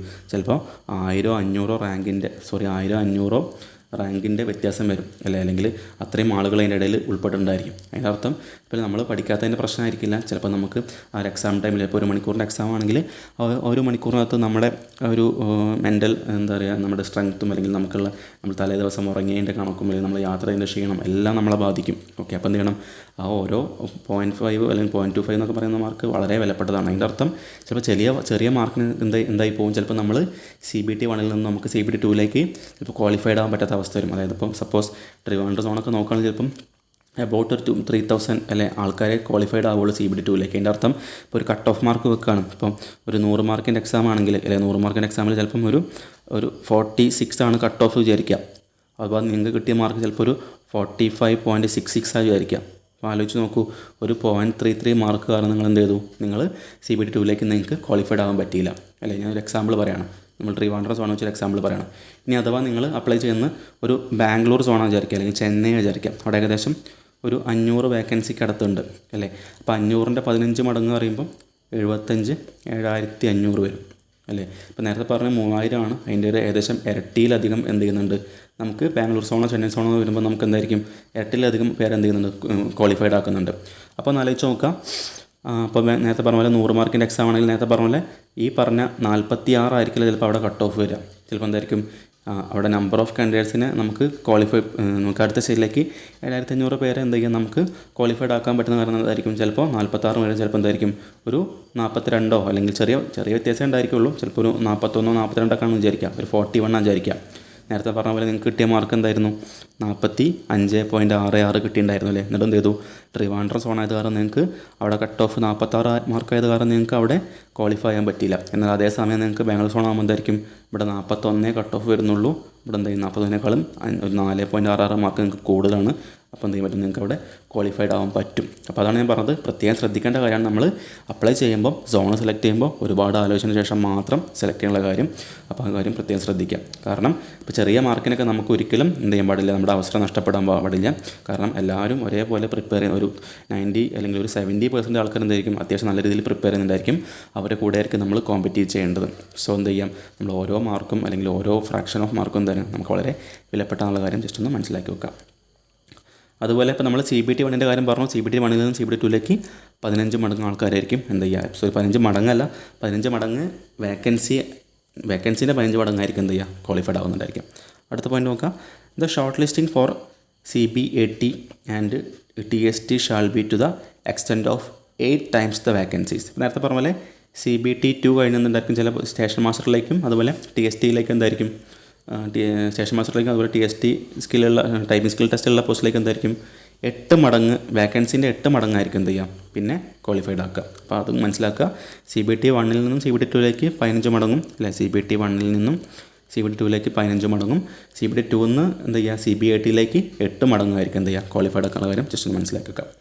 അതുപോലെ നേരത്തെ പറഞ്ഞ പോലെ നമുക്ക് നെഗറ്റീവ് പറഞ്ഞില്ലായിരുന്നു, ജസ്റ്റ് മനസ്സിലാക്കുക. 6ാമത്തെ പോയിൻറ്റ് നെഗറ്റീവ് മാർക്കിംഗ് അല്ലേ. ഇപ്പം ആദ്യമായിട്ട് എക്സാം ചെയ്യുന്ന ആൾക്കാർക്കും ചിലപ്പോൾ നെഗറ്റീവ് മാർക്കിനെ കുറിച്ചൊന്നും അറിയണ്ടായിരിക്കില്ല. അപ്പോൾ എന്ത് ചെയ്യാം, ഇപ്പോൾ ഒരു ക്വസ്റ്റിന് 1 മാർക്കാണെങ്കിൽ ഒരു ക്വസ്റ്റ്യൻ തെറ്റിയാൽ എന്തായിരിക്കും 1/3 മാർക്ക് പോകും. അപ്പോൾ 1/3 പറഞ്ഞാൽ 0.33 ആണ് അല്ലേ. അപ്പോൾ നമ്മൾ 5 ക്വസ്റ്റ്യനിൽ 4 ക്വസ്റ്റ്യൻ ശരിയാക്കിയാൽ 4 മാർക്ക് കിട്ടി. നമ്മൾ 5ാമത്തെ ക്വസ്റ്റ്യൻ തെറ്റിച്ചാൽ എന്തായിരിക്കും ആ തെറ്റിച്ചതിൻ്റെ മാർക്കായിട്ടുള്ള 0.33 നമുക്ക് മൈനസ് ആകുമ്പോൾ പിന്നെ 3.67 മാർക്കാണ് നമുക്ക് കിട്ടുക. അപ്പോൾ നമ്മൾ എന്ത് ചെയ്യണം, എപ്പോഴും എക്സാം അറ്റൻഡ് ചെയ്യുന്ന സമയത്ത് എന്ത് ചെയ്യണം, ഒരു കാരണവശാലും അല്ലെങ്കിൽ എന്ത് ചെയ്യുക മാക്സിമം നെഗറ്റീവ് മാർക്കിംഗ് വരാതിരിക്കാൻ വേണ്ടി ശ്രമിക്കണം. കാരണം നമ്മൾ അത്രയും പഠിച്ച് എക്സ്പെർട്ടായി മാത്രമേ നമുക്ക് നെഗറ്റീവ് മാർക്കിംഗ് ഇല്ലാത്തൊരു കണ്ടീഷനിലേക്ക് നമുക്ക് എത്താൻ പറ്റുള്ളൂ. അപ്പോൾ അതുപോലെ ജസ്റ്റ് ഒരു കാര്യം പറയാം, അതായത് CEN 2019 അതായത് 2019 CEN എത്ര നമ്പർ ഓർമ്മയില്ല, 1/2019 തോന്നുന്നു. അത് നമ്മുടെ കഴിഞ്ഞ NTPCയുടെ എക്സാമാണ്. ഓക്കെ, അപ്പോൾ കഴിഞ്ഞ NTPCയുടെ എക്സാമാണ്. ആ എക്സാം ഞാനും അറ്റൻഡ് ചെയ്തിട്ടുണ്ടായിരുന്നു. അപ്പോൾ അന്ന് ഇതേപോലെ CBT 1 എക്സാമിൽ സ്കോർ എത്രയാണെന്ന് ഓർമ്മയില്ല, 60 സംതിങ് ആണെന്ന് തോന്നുന്നു. അപ്പോൾ CBT 1 എക്സാമിൽ എനിക്ക് ആകെ ഒരു ക്വസ്റ്റ്യൻ മാത്രമേ തെറ്റിയിട്ടുണ്ടായിരുന്നുള്ളൂ. ഒരു ക്വസ്റ്റ്യൻ മാത്രമേ എനിക്ക് റോങ് ആയിട്ടുണ്ടായിരുന്നുള്ളൂ. അതായത് ഒരു ക്വസ്റ്റ്യൻ്റെ 0.33 മാർക്ക് മാത്രമേ എനിക്ക് നഷ്ടപ്പെട്ടുള്ളൂ. അപ്പോൾ നിങ്ങൾ അങ്ങനെ എന്ത് ചെയ്യണം, എപ്പോഴും അങ്ങനെ മാക്സിമം നെഗറ്റീവ് മാർക്കിംഗ് വരാണ്ട് ശ്രദ്ധിക്കുക. അതായത് നമ്മൾ വെറുതെ കറക്കി ചെയ്യുന്നൊരു അവസ്ഥ വരരുത്. നമ്മൾ 50-50 ചാൻസ് ചെയ്യാൻ പാടില്ല. നിങ്ങൾ മാക്സിമം ഒരു ആക്യുറേറ്റ് ആയിട്ടുള്ള ആൻസേഴ്സ് മാത്രം ചെയ്യാൻ വേണ്ടി ശ്രമിക്കുക. ഓക്കെ, അപ്പോൾ എന്ത് ചെയ്യുക, മാക്സിമം അങ്ങനെ ശ്രദ്ധിക്കണം. ആൾക്കാർ ശ്രദ്ധിക്കുക, നെഗറ്റീവ് മാർക്കിംഗ് ഉണ്ട്, അറിയാത്ത ആൾക്കാരൊന്ന് മനസ്സിലാക്കുക. ഇനി നമ്മൾ നേരത്തെ പറഞ്ഞ കാര്യം തന്നെയാണ്, നമ്മൾ മെഡിക്കൽ സ്റ്റാൻഡേർഡിനെ കുറിച്ച് പറഞ്ഞിട്ടുണ്ടായിരുന്നു അല്ലേ. A2, A3, B2, C2 ഒക്കെ ഉണ്ട്. അപ്പോൾ ഇവിടെ നോക്കാം. ഇപ്പോൾ A2 സ്റ്റാൻഡേർഡ് എന്ന് പറയുമ്പോൾ ഫിസിക്കലി ഫിറ്റിന് ഓൾ റെസ്പെക്ട്സ് എല്ലാ കാര്യം കൊണ്ട് ഫിസിക്കലി ഫിറ്റ് ആയിരിക്കണം. ഇപ്പോൾ ഡിസ്റ്റൻസ് വിഷൻ പറയുന്നത് 6/9 6/9 അതായത് ലെഫ്റ്റിനും റൈറ്റിനും, ലെഫ്റ്റ് ഐക്കും റൈറ്റ് ഐക്കും 6/9 വിഷൻ ഉണ്ടായിരിക്കും. വിത്തൗട്ട് ഗ്ലാസസ് ആണ് കേട്ടോ. വിത്തൗട്ട് ഗ്ലാസ് 6/9 ഉണ്ടായിരിക്കണം, ഗ്ലാസ് ഇല്ലാണ്ട് 6/9 ഉണ്ടായിരിക്കണം. അതുപോലെ നിയർ വിഷൻ 0.6ഉം 0.6 ആണ്. അതുപോലെ without glass and must pass test for colour vision പാസ്സായിരിക്കണം, ബൈനോക്കുലർ വിഷൻ പാസ്സായിരിക്കണം, നൈറ്റ് വിഷൻ ഉണ്ടായിരിക്കണം, പിന്നെ മയോപിക് വിഷൻ. അപ്പോൾ ഇത്രയാണ് നമ്മുടെ A2 സ്റ്റാൻഡേർഡ് എന്ന് പറയുന്നത്. അപ്പോൾ A2 സ്റ്റാൻഡേർഡ് നമ്മൾ അത്യാവശ്യം വലിയ പോസ്റ്റിലേക്കുള്ള സ്റ്റാൻഡേർഡ് ആയിരിക്കും A2 സ്റ്റാൻഡേർഡ് എന്ന് പറയുന്നത്. ഇനി A3 കറസ്പോണ്ടിങ് നമുക്ക് A3ൻ്റെ കൊടുത്തിട്ടുണ്ടായിരിക്കും 6/9 തന്നെയാണ് ലെഫ്റ്റും റൈറ്റും. ഇവിടെ വിത്തൗട്ട് ഗ്ലാസ് പറയുന്നുണ്ട്. ഓക്കെ, ഒന്നുകിൽ ഗ്ലാസ് വെച്ചും കൊണ്ടോ ഗ്ലാസ് ഇല്ലാണ്ടോ 6/9 ഉണ്ടായാൽ മതി. പക്ഷേ ശ്രദ്ധിക്കേണ്ട കാര്യം, power of lenses not to exceed 2D. അല്ലേ. അപ്പോൾ നമ്മുടെ ലെൻസിന് നമ്മൾ സാധാരണ 2D ഒക്കെ വെച്ച് പറയാറുണ്ട്. അപ്പം എന്ത് ചെയ്യാൻ പാടില്ല, നമ്മൾ പറഞ്ഞു glass with or without glass പറഞ്ഞില്ലേ. അപ്പോൾ എന്ത് ചെയ്യണം, വിത്ത് ഗ്ലാസ് ആണ് എന്ത് ചെയ്യണം, വിത്ത് ഓർ വിത്തൗട്ട് ഗ്ലാസ് എന്ന് പറഞ്ഞാൽ വിത്ത് നമ്മൾ ഗ്ലാസ് വെച്ചുകൊണ്ട് അല്ലേ, നമ്മൾ കണ്ണട വെച്ചുകൊണ്ട് എന്തായിരിക്കണം 6/9 ഉണ്ടെങ്കിൽ കൂടി നമുക്ക് ലെൻസ് എത്രയേ പാടുള്ളൂ 2Dൻ്റെ നോട്ട് ടു എക്സിറ്റ് 2Dൻ്റെ പുറത്തേക്ക് പോകാൻ പാടില്ല അല്ലേ. നമുക്ക് ഗ്ലാസ് ഉപയോഗിക്കാം, ഗ്ലാസ് ഉപയോഗിച്ചുകൊണ്ട് 6/9 മെഷീൻ ഉണ്ടെങ്കിൽ ഓക്കെ. പക്ഷേ എന്താണ് ഗ്ലാസിൻ്റെ അല്ലെങ്കിൽ ലെൻസിൻ്റെ പവർ എന്തായിരിക്കണം, നോട്ട് ടു എക്സിറ്റ് 2D ആണ്. ഓക്കെ. അതേപോലെ അടുത്ത മൂന്നാമത്തെ B2 പറയുന്നുണ്ട്. ഇത് 6/9 6/12 പറയുന്നുണ്ട് വിത്ത് ഓർ വിത്തൗട്ട് ഗ്ലാസ് ആണ്. പക്ഷേ ഇവിടെ നേരത്തെ പറഞ്ഞ പോലെ power lens not to exceed 4D ആണ് അല്ലേ. അപ്പോൾ അവിടെ തിരിയും കൂടി റിലാക്സേഷൻ ഉണ്ട്, 4D പറയുന്നുണ്ട്. ഓക്കെ. പിന്നെ C2 നോക്കുക, ഡിസ്റ്റൻറ്റ് വിഷൻ 6/12 നിൽ വിത്ത് ഓർ വിത്തൗട്ട് ഗ്ലാസസ്. അപ്പോൾ വിത്ത് ഓർ വിത്തൗട്ട് ഗ്ലാസ് വീണ്ടും പറയുന്നുണ്ട്. അപ്പോൾ 6/12 ആണ്. അപ്പോൾ C2 എന്ന് പറയുമ്പോൾ കുറച്ചും കൂടി താഴ്ന്ന പോസ്റ്റിലേക്കായിരിക്കും അല്ലെങ്കിൽ നമുക്ക് ആ ഒരു കാര്യം വരുന്നത്. ഇപ്പോൾ നേരത്തെ നമ്മൾ നോക്കിയപ്പോൾ A2 B2 C2 ഉണ്ട്, അതിൻ്റെ ഒരു ഓർമ്മല്ലേ. അപ്പോൾ നോക്കാം ഓരോന്നിൻ്റെയും വിഷൻ നോക്കുക. അപ്പോൾ നിങ്ങൾക്ക് ഇപ്പോൾ ഗ്ലാസ്സൊക്കെ ഉപയോഗിക്കുന്ന ആൾക്കാരാണ് നോക്കുന്നത്, എന്ത് ചെയ്യുക, നിങ്ങളുടെ ഐ ഒന്ന് ടെസ്റ്റ് ചെയ്ത് നോക്കുക. ഒരു മെഡിക്കൽ പ്രാക്ടീസ് എടുത്ത് പോയിട്ട് എന്ത് ചെയ്യുക, ടെസ്റ്റ് ചെയ്ത് നോക്കുക. 6/9 വിഷനൊക്കെ ഉണ്ടോ നോക്കാം. ഇതിൽ പറഞ്ഞ പ്രകാരമുള്ള വിഷൻ നിങ്ങൾക്ക് ഉണ്ടോ നോക്കാം. അതുകൊണ്ട് ഉറപ്പ് വരുത്തിയതിന് ശേഷം മാത്രം എന്ത് ചെയ്യുക, നിങ്ങൾ അപ്ലൈ ചെയ്യാൻ വേണ്ടി ശ്രമിക്കാം. ഓക്കെ. പിന്നെ നമ്മുടെ ഏജ് റിലാക്സേഷൻ്റെ കാര്യമാണ് പറയുന്നത്. നമ്മൾ നേരത്തെ ഓൾറെഡി പറഞ്ഞാണ് ഇല്ലേ. OBC നോൺ ക്രീമിലെയർ ആണെങ്കിൽ 3 വർഷം ഉണ്ടായിരിക്കും. SC ST ആണെങ്കിൽ 5 വർഷം ഉണ്ടായിരിക്കും. നെക്സ്റ്റ് സർവീസ്മാനൊക്കെ ആണെങ്കിൽ ഇവിടെ ഓരോ കാറ്റഗറി അനുസരിച്ച് 3 വർഷം 6 വർഷം 8 വർഷമൊക്കെ ഉണ്ടായിരിക്കും. പിന്നെ പേഴ്സൺ വിത്ത് ഡിസബിലിറ്റി പറയുന്നത് 10 വർഷം അല്ല നോക്കുക 13 15 അങ്ങനെ നമുക്ക് നിങ്ങൾ എന്ത് ചെയ്യാം, നിങ്ങൾ നോക്കുക, നിങ്ങളത് ഏതാണെന്ന് നോക്കിയിട്ട് എന്ത് ചെയ്യുക, അതിൻ്റെ റിലാക്ഷൻ നോക്കുക. ജനറലി 18 to 36 ഉണ്ട്. അതിൻ്റെ കൂടെ ഇപ്പോൾ OBC നോൺ ക്രീമിലെയർ ആകുമ്പോൾ 36 39 ആവും. ഇനി SC ST ആണെങ്കിൽ 36 + 5 41 ആവും. അത് മനസ്സിലാക്കുക, നിങ്ങൾക്ക് ഓൾറെഡി അറിയുന്ന കാര്യം തന്നെയായിരിക്കും. ജസ്റ്റ് ഇതാണ് നമ്മുടെ ഏജിൻ്റെ റിലാക്സേഷൻ കാറ്റഗറീസ് വരുന്നത്. ഓക്കെ. ആ കാര്യം ജസ്റ്റ് ഒന്ന് മനസ്സിലാക്കുക, ജസ്റ്റ് അല്ല കൃത്യമായിട്ട് മനസ്സിലാക്കി വെക്കുക. പിന്നെ വരുന്നത് നമ്മൾ നേരത്തെ പറഞ്ഞ കാര്യം തന്നെയാണ്, ഫീയുടെ കാര്യം. നമ്മൾ പറഞ്ഞു 500 രൂപയാണ് നമ്മൾ ഫീ അടയ്ക്കേണ്ടി വരും ഫസ്റ്റായിട്ട്. പിന്നെ എന്ത് ചെയ്യും, 500-400 രൂപ നമുക്ക് റീഫണ്ട് കിട്ടും. റീഫണ്ട് കിട്ടുന്നത് എങ്ങനെയാണ്, appearing in first stage CBT അല്ലെ. CBT 1 അപ്പിയർ ചെയ്ത ആളുകൾക്ക് മാത്രമേ എന്തുള്ളൂ, ഏതെങ്കിലും ബാങ്കിനൊക്കെ നമ്മൾ കൊടുക്കുന്ന ബാങ്കിൽ ചാർജുകളൊക്കെ ഉണ്ടെങ്കിൽ ആ ചാർജ് കൂടി ഡിഡക്ട് ചെയ്തിട്ട് എന്തെങ്കിലും ഒരു 10-20 രൂപയ്ക്ക് ഡിഡക്ട് ചെയ്ത് എന്തെങ്കിലും നമുക്ക് ക്രെഡിറ്റ് ആവുള്ളൂ. ഓക്കെ. പിന്നെ ഫീമെയിൽ കാറ്റഗറീസിലും പേഴ്സൺ വിത്ത് ഡിസബിലിറ്റീസ്, അതുപോലെ ട്രാൻസ്ജെൻഡേഴ്സ്, എക്സ് സർവീസ്മെൻ, അതുപോലെ അവർക്കൊക്കെ എന്തായിരിക്കും SC ST, അതുപോലെ എക്കണോമിക്കലി ബാക്ക്വേർഡ് ക്ലാസ്, ഇവർക്ക് എന്തായിരിക്കും 250 രൂപയെ ഫീ ഉണ്ടായിരിക്കുള്ളൂ കേട്ടോ. അതുപോലെ ഞാൻ നേരത്തെ പറഞ്ഞ ചെറിയൊരു മിസ്റ്റേക്ക് പറ്റിയിട്ടുണ്ട്. ഞാൻ 250 രൂപ ഫീ ആണെങ്കിൽ തന്നെ ആ മൊത്തം എമൗണ്ട് എന്ത് ചെയ്യും, നമുക്ക് CBT 1 ശേഷം എന്ത് ചെയ്യും, മൊത്തം എമൗണ്ട് നമുക്ക് തിരിച്ച് റീഫണ്ടായി കിട്ടുന്നതാണ് കേട്ടോ. അതിൻ്റെ അർത്ഥം ഇവർക്കൊന്നുമില്ല, ഈ പറയുന്ന കാറ്റഗറീസിന് ആർക്കും എന്തില്ല, ശരിക്കും ഫീ ഇല്ല അല്ലേ.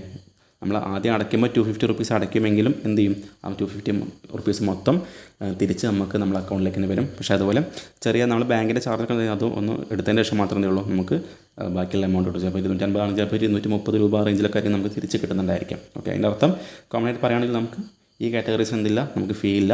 നമുക്ക് ജനറൽ കാറ്റഗറീസിനും OBCയിലാണ് പ്രധാനമായിട്ടും ഫീ വരുന്നത്. ബാക്കിയുള്ളവർക്ക് എന്ത് ചെയ്യുന്നില്ല, ഫീമെയിൽ കാൻഡിഡേറ്റ്സിനും അതുപോലെ ബാക്കി പറയുന്നവർക്കും എന്തില്ല, ഫീ വരുന്നില്ല. ആദ്യം നമ്മൾ അടയ്ക്കേണ്ടി വരും. പക്ഷേ CBT 1 അറ്റൻഡ് ചെയ്യുമ്പോൾ എന്തായിരിക്കും, പിന്നെ അതിൻ്റെ ശേഷം നമുക്ക് ബാങ്കിലേക്ക് തിരിച്ച് ക്രെഡിറ്റ് ആവുന്നതാണ്. ഓക്കെ. ഇന്ന് നമ്മൾ എക്സാമിൻ്റെ കാര്യം പറയാം. നമ്മൾ ഓൾറെഡി എക്സാം CBT 1 CBT 2 ഒക്കെ പറഞ്ഞ് ജസ്റ്റ് ഒന്ന് മനസ്സിലാക്കി വെച്ചിട്ടുണ്ട്. നമ്മൾ എക്സാമിൻ്റെ സിലബസിനെ കുറിച്ചാണ് പറയാൻ പോകുന്നത്. ഓക്കെ. എക്സാമിൻ്റെ സിലബസിനെ കുറിച്ചാണ് പറയാൻ പോകുന്നത്. അപ്പോൾ ഫസ്റ്റ് സ്റ്റേജ് CBT അല്ലെ, CBT 1 എന്ന് പറയുന്നത് common for all notified post of CN 05/2024. അപ്പോൾ CBT 1 CBT ഞാൻ നേരത്തെ പറഞ്ഞ CBT 1 CBT 2 എന്താണ്, രണ്ടും കോമൺ ആയിട്ടുള്ള എക്സാമാണ്. എല്ലാ പോസ്റ്റിലേയും കോമൺ ആയിട്ടുള്ള എക്സാമാണ്. അപ്പോൾ ഇത് നമുക്ക് പ്രധാനമായിട്ടും മനസ്സിലാക്കേണ്ട കാര്യങ്ങൾ, എക്സാമിൻ്റെ ടൈം 90 മിനിറ്റ് അഥവാ 1.5 മണിക്കൂറാണ് നമുക്ക് എക്സാം ടൈം ഉണ്ടായിരിക്കാം. ടോട്ടൽ നമ്പർ ഓഫ് ക്വസ്റ്റ്യൻസ് 100 ക്വസ്റ്റ്യനാണ്. അപ്പോൾ 100 ക്വസ്റ്റ്യൻ നമ്മൾ 1.5 മണിക്കൂറുകൾ നമ്മൾ ആൻസർ ചെയ്യണം. അപ്പോൾ അതിൽ നമ്മുടെ സിലബസ് എന്ന് പറയുമ്പോൾ ജനറൽ അവെയർനെസ് വരുന്നുണ്ട്, പിന്നെ മാത്തമാറ്റിക്സ് വരുന്നുണ്ട്, പിന്നെ general intelligence and reasoning. Okay. അപ്പോൾ 40 മാർക്ക് 30 മാർക്ക് 30 മാർക്ക്. ഓക്കെ. മൊത്തം നമുക്ക് 100 മാർക്കാണ് എക്സാമിന് ഉണ്ടായിരിക്കുക. 100 ക്വസ്റ്റ്യന് ഓരോ ക്വസ്റ്റ്യനും ഓരോ മാർക്ക് വീതം. ഒരു ക്വസ്റ്റ്യൻ തെറ്റിക്കഴിഞ്ഞാൽ നമുക്ക് എന്തായിരിക്കും 1/3 മാർക്ക് അല്ലെങ്കിൽ 0.33 മാർക്ക് നമുക്ക് നഷ്ടപ്പെടുന്നതാണ്. അല്ല, എക്സാമിൻ്റെ ടൈം 1.5 മണിക്കൂറായിരിക്കും. ഓക്കെ. അത്രയും കാര്യം മനസ്സിലാക്കി വെക്കുക. പിന്നെ ഇവിടെ പറഞ്ഞ പോലെ the examination duration will be 120 minutes for eligible PWBD candidates. അപ്പോൾ അവർക്ക് എന്തായിരിക്കും, സ്ക്രൈബിനെ വെച്ച് ചെയ്യുന്ന ആൾക്കാർക്ക് എന്തായിരിക്കും എക്സാമിൽ അഡീഷണൽ ആയിട്ട് ഒരു 30 മിനിറ്റ് കൂടി എക്സ്ട്രാ ഉണ്ടായിരിക്കും. ആ കാര്യം ഒന്ന് മനസ്സിലാക്കി വെക്കുക. പിന്നെ നമ്മളെ സിലബസാണ് പറയുന്നത്. മാത്തമാറ്റിക്സിൽ ഈ ടോപ്പിക്സൊക്കെയാണ് വരുന്നത്. Number system, decimals, fraction. നിങ്ങൾ ഓൾറെഡി LPയുടെ എക്സാമിനൊക്കെ പ്രിപ്പയർ ചെയ്യുന്ന ആളുകൾ ആണെന്നായിരിക്കും നിങ്ങൾക്ക് ഈ ടോപ്പിക്ക് ഓൾറെഡി അറിയുന്ന കാര്യം തന്നെ ആയിരിക്കും. അപ്പോൾ സെയിം സിലബസൊക്കെ തന്നെയാണ് വരുന്നത്. അപ്പോൾ എന്ത് ചെയ്യും, ഒന്നുകൂടി എന്ത് ചെയ്യാം, നമ്മളൊന്ന് കറക്റ്റായിട്ട് കാര്യങ്ങൾ പഠിച്ചു കഴിഞ്ഞാൽ നമുക്ക് ഈസി ആയിട്ട് നമുക്ക് ക്രാക്ക് ചെയ്യാൻ പറ്റിയ എക്സാമാണ് നമ്മുടെ NTPC എക്സാമൊക്കെ. ഓക്കെ, രണ്ടാമത്തെ നമ്മളെ റീസണിങ്ങിൽ വരുന്ന ഭാഗമാണ് ഇത്രയും വരുന്ന ഭാഗം. ഇത് നമുക്ക് കോമൺ ആയിട്ട് നമ്മുടെ RRBയുടെ എക്സാമിനും നമ്മുടെ SSCയുടെ എക്സാമിനും കോമൺ ആയിട്ട് വരുന്ന ടോപ്പിക് തന്നെയാണ്. പുതിയതായിട്ട് വെറൈറ്റി ടോപ്പിക്സ് ഒന്നുമില്ല, എല്ലാം സെയിം തന്നെയാണ്. അപ്പോൾ ജസ്റ്റ് ഒന്ന് വായിച്ച് നോക്കാം. അതുപോലെ നമുക്ക് ജനറൽ അവയർനെസ് കോമൺ ആയിട്ട് പറയുന്നത് അതിൽ തന്നെ നമുക്ക് നമ്മുടെ ജനറൽ സയൻസ് ഒക്കെ വരുന്നുണ്ട്. ഓക്കെ, ഇവിടെ ജനറൽ സയൻസ് ഒക്കെ നമുക്ക് വരുന്നുണ്ട്. അതുപോലെ നമ്മുടെ കറൻറ്റ് അഫേഴ്സ്, പിന്നെ GK അങ്ങനെയുള്ള കാര്യങ്ങളൊക്കെയാണ് നമുക്ക് ജനറൽ അവയർനെസ് വരിക. അപ്പോൾ മാർക്കിൻ്റെ ഡിസ്ട്രിബ്യൂഷൻ നോക്കാം. ജനറൽ അവയർനെസ് ആണ് ഏറ്റവും കൂടുതൽ മാർക്കുള്ളത്, 40 മാർക്ക്. മാത്തമാറ്റിക്സ് 30, പിന്നെ റീസണിങ് 30, 30, 60, 40, 100. ടോട്ടൽ 100 മാർക്ക്, 100 ക്വസ്റ്റ്യൻ ഉണ്ടായിരിക്കും. സമയം 1.5 മണിക്കൂർ അല്ലെങ്കിൽ 90 മിനിറ്റ് ആയിരിക്കും. ഓക്കെ, ഇനി അതുപോലെ നമുക്ക് CBT വന്നു കഴിഞ്ഞാൽ എന്ത് ചെയ്യും, 15 മടങ്ങ് ആൾക്കാർ എന്ത് ചെയ്യും CBT 2ലേക്ക്, അല്ലെ 15 മടങ്ങ് എന്ന് പറയുമ്പോൾ നിങ്ങൾ അപ്ലൈ ചെയ്ത സോണിലെ വേക്കൻസീൻ്റെ 15 മടങ്ങാണ് എന്ത് ചെയ്യുക CBT 2ലേക്ക് ക്വാളിഫൈഡ് ആക്കുക. ഓക്കെ, അതുപോലെ മനസ്സിലാക്കേണ്ട കാര്യം, നമ്മൾ നേരത്തെ പറഞ്ഞ സെയിം സിലബസിനാണ് നമുക്ക് CBT 2ലും ഉണ്ടായിരിക്കാം. ഓക്കെ, CBT 2ലും സെയിം സിലബസ് തന്നെയാണ് ഉണ്ടായിരിക്കുക.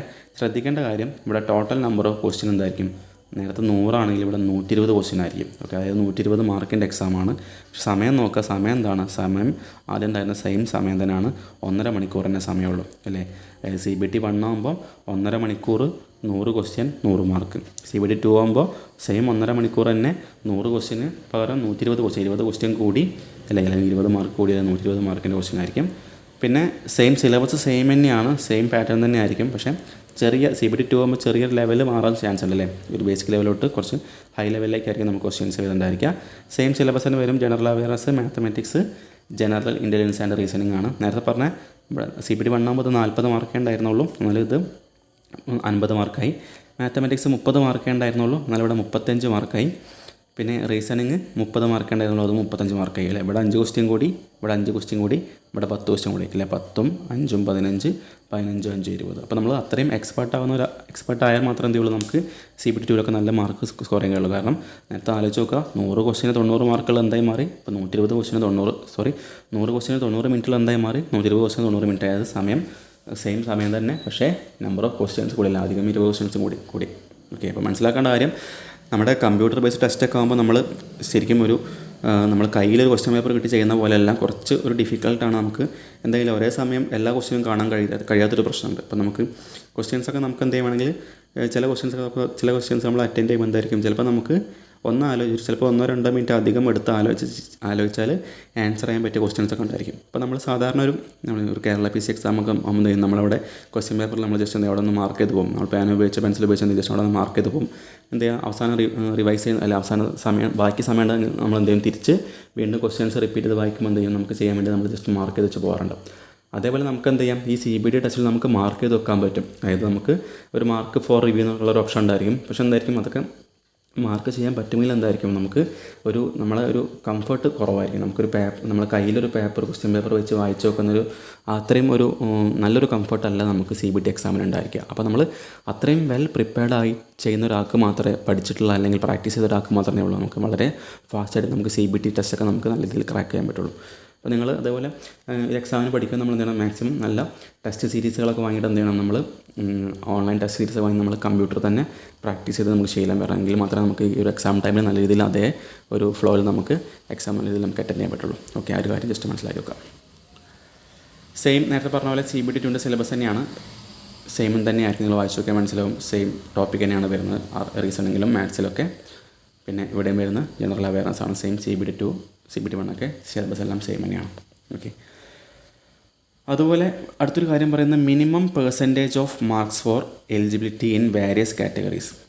ഓക്കെ, അപ്പോൾ അൺറിസർവ്ഡ് കാറ്റഗറി, അതുപോലെ OBC കാറ്റഗറി, പിന്നെ EWS കാറ്റഗറി, ഇവർക്കൊക്കെ മിനിമം മാർക്ക്. ഇപ്പോൾ 100 മാർക്കിൻ്റെ എക്സാം ആണെങ്കിൽ ഇവിടെ നോക്കുക, UR കാറ്റഗറിക്ക് മിനിമം 40% മാർക്ക് വേണം.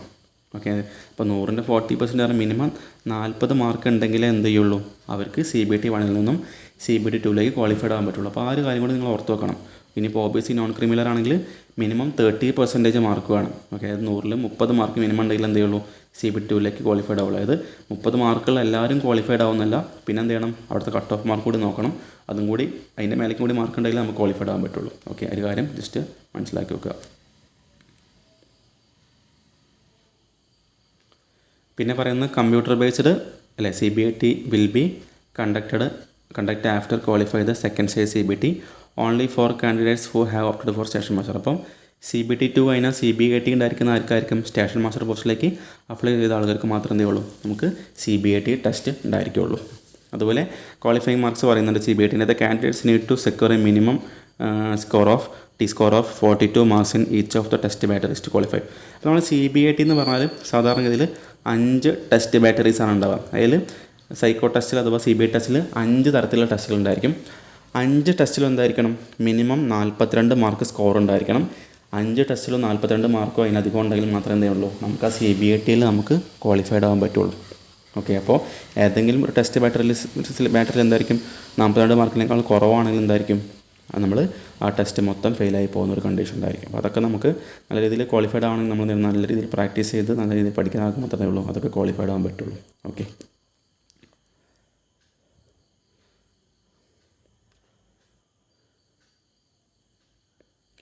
അതുപോലെ നമ്മൾ CBAT എന്ന് പറയുമ്പോൾ സൈക്കോ ടെസ്റ്റാണ്. അപ്പോൾ സൈക്കോ ടെസ്റ്റിന് പോകുമ്പോൾ നമ്മൾ എന്ത് ചെയ്യണം, നമ്മൾ വിഷൻ സർട്ടിഫിക്കറ്റ് നമുക്ക് നേരത്തെ പറഞ്ഞ പോലെ 6/12, 6/9 വിഷൻ അങ്ങനെയുള്ള.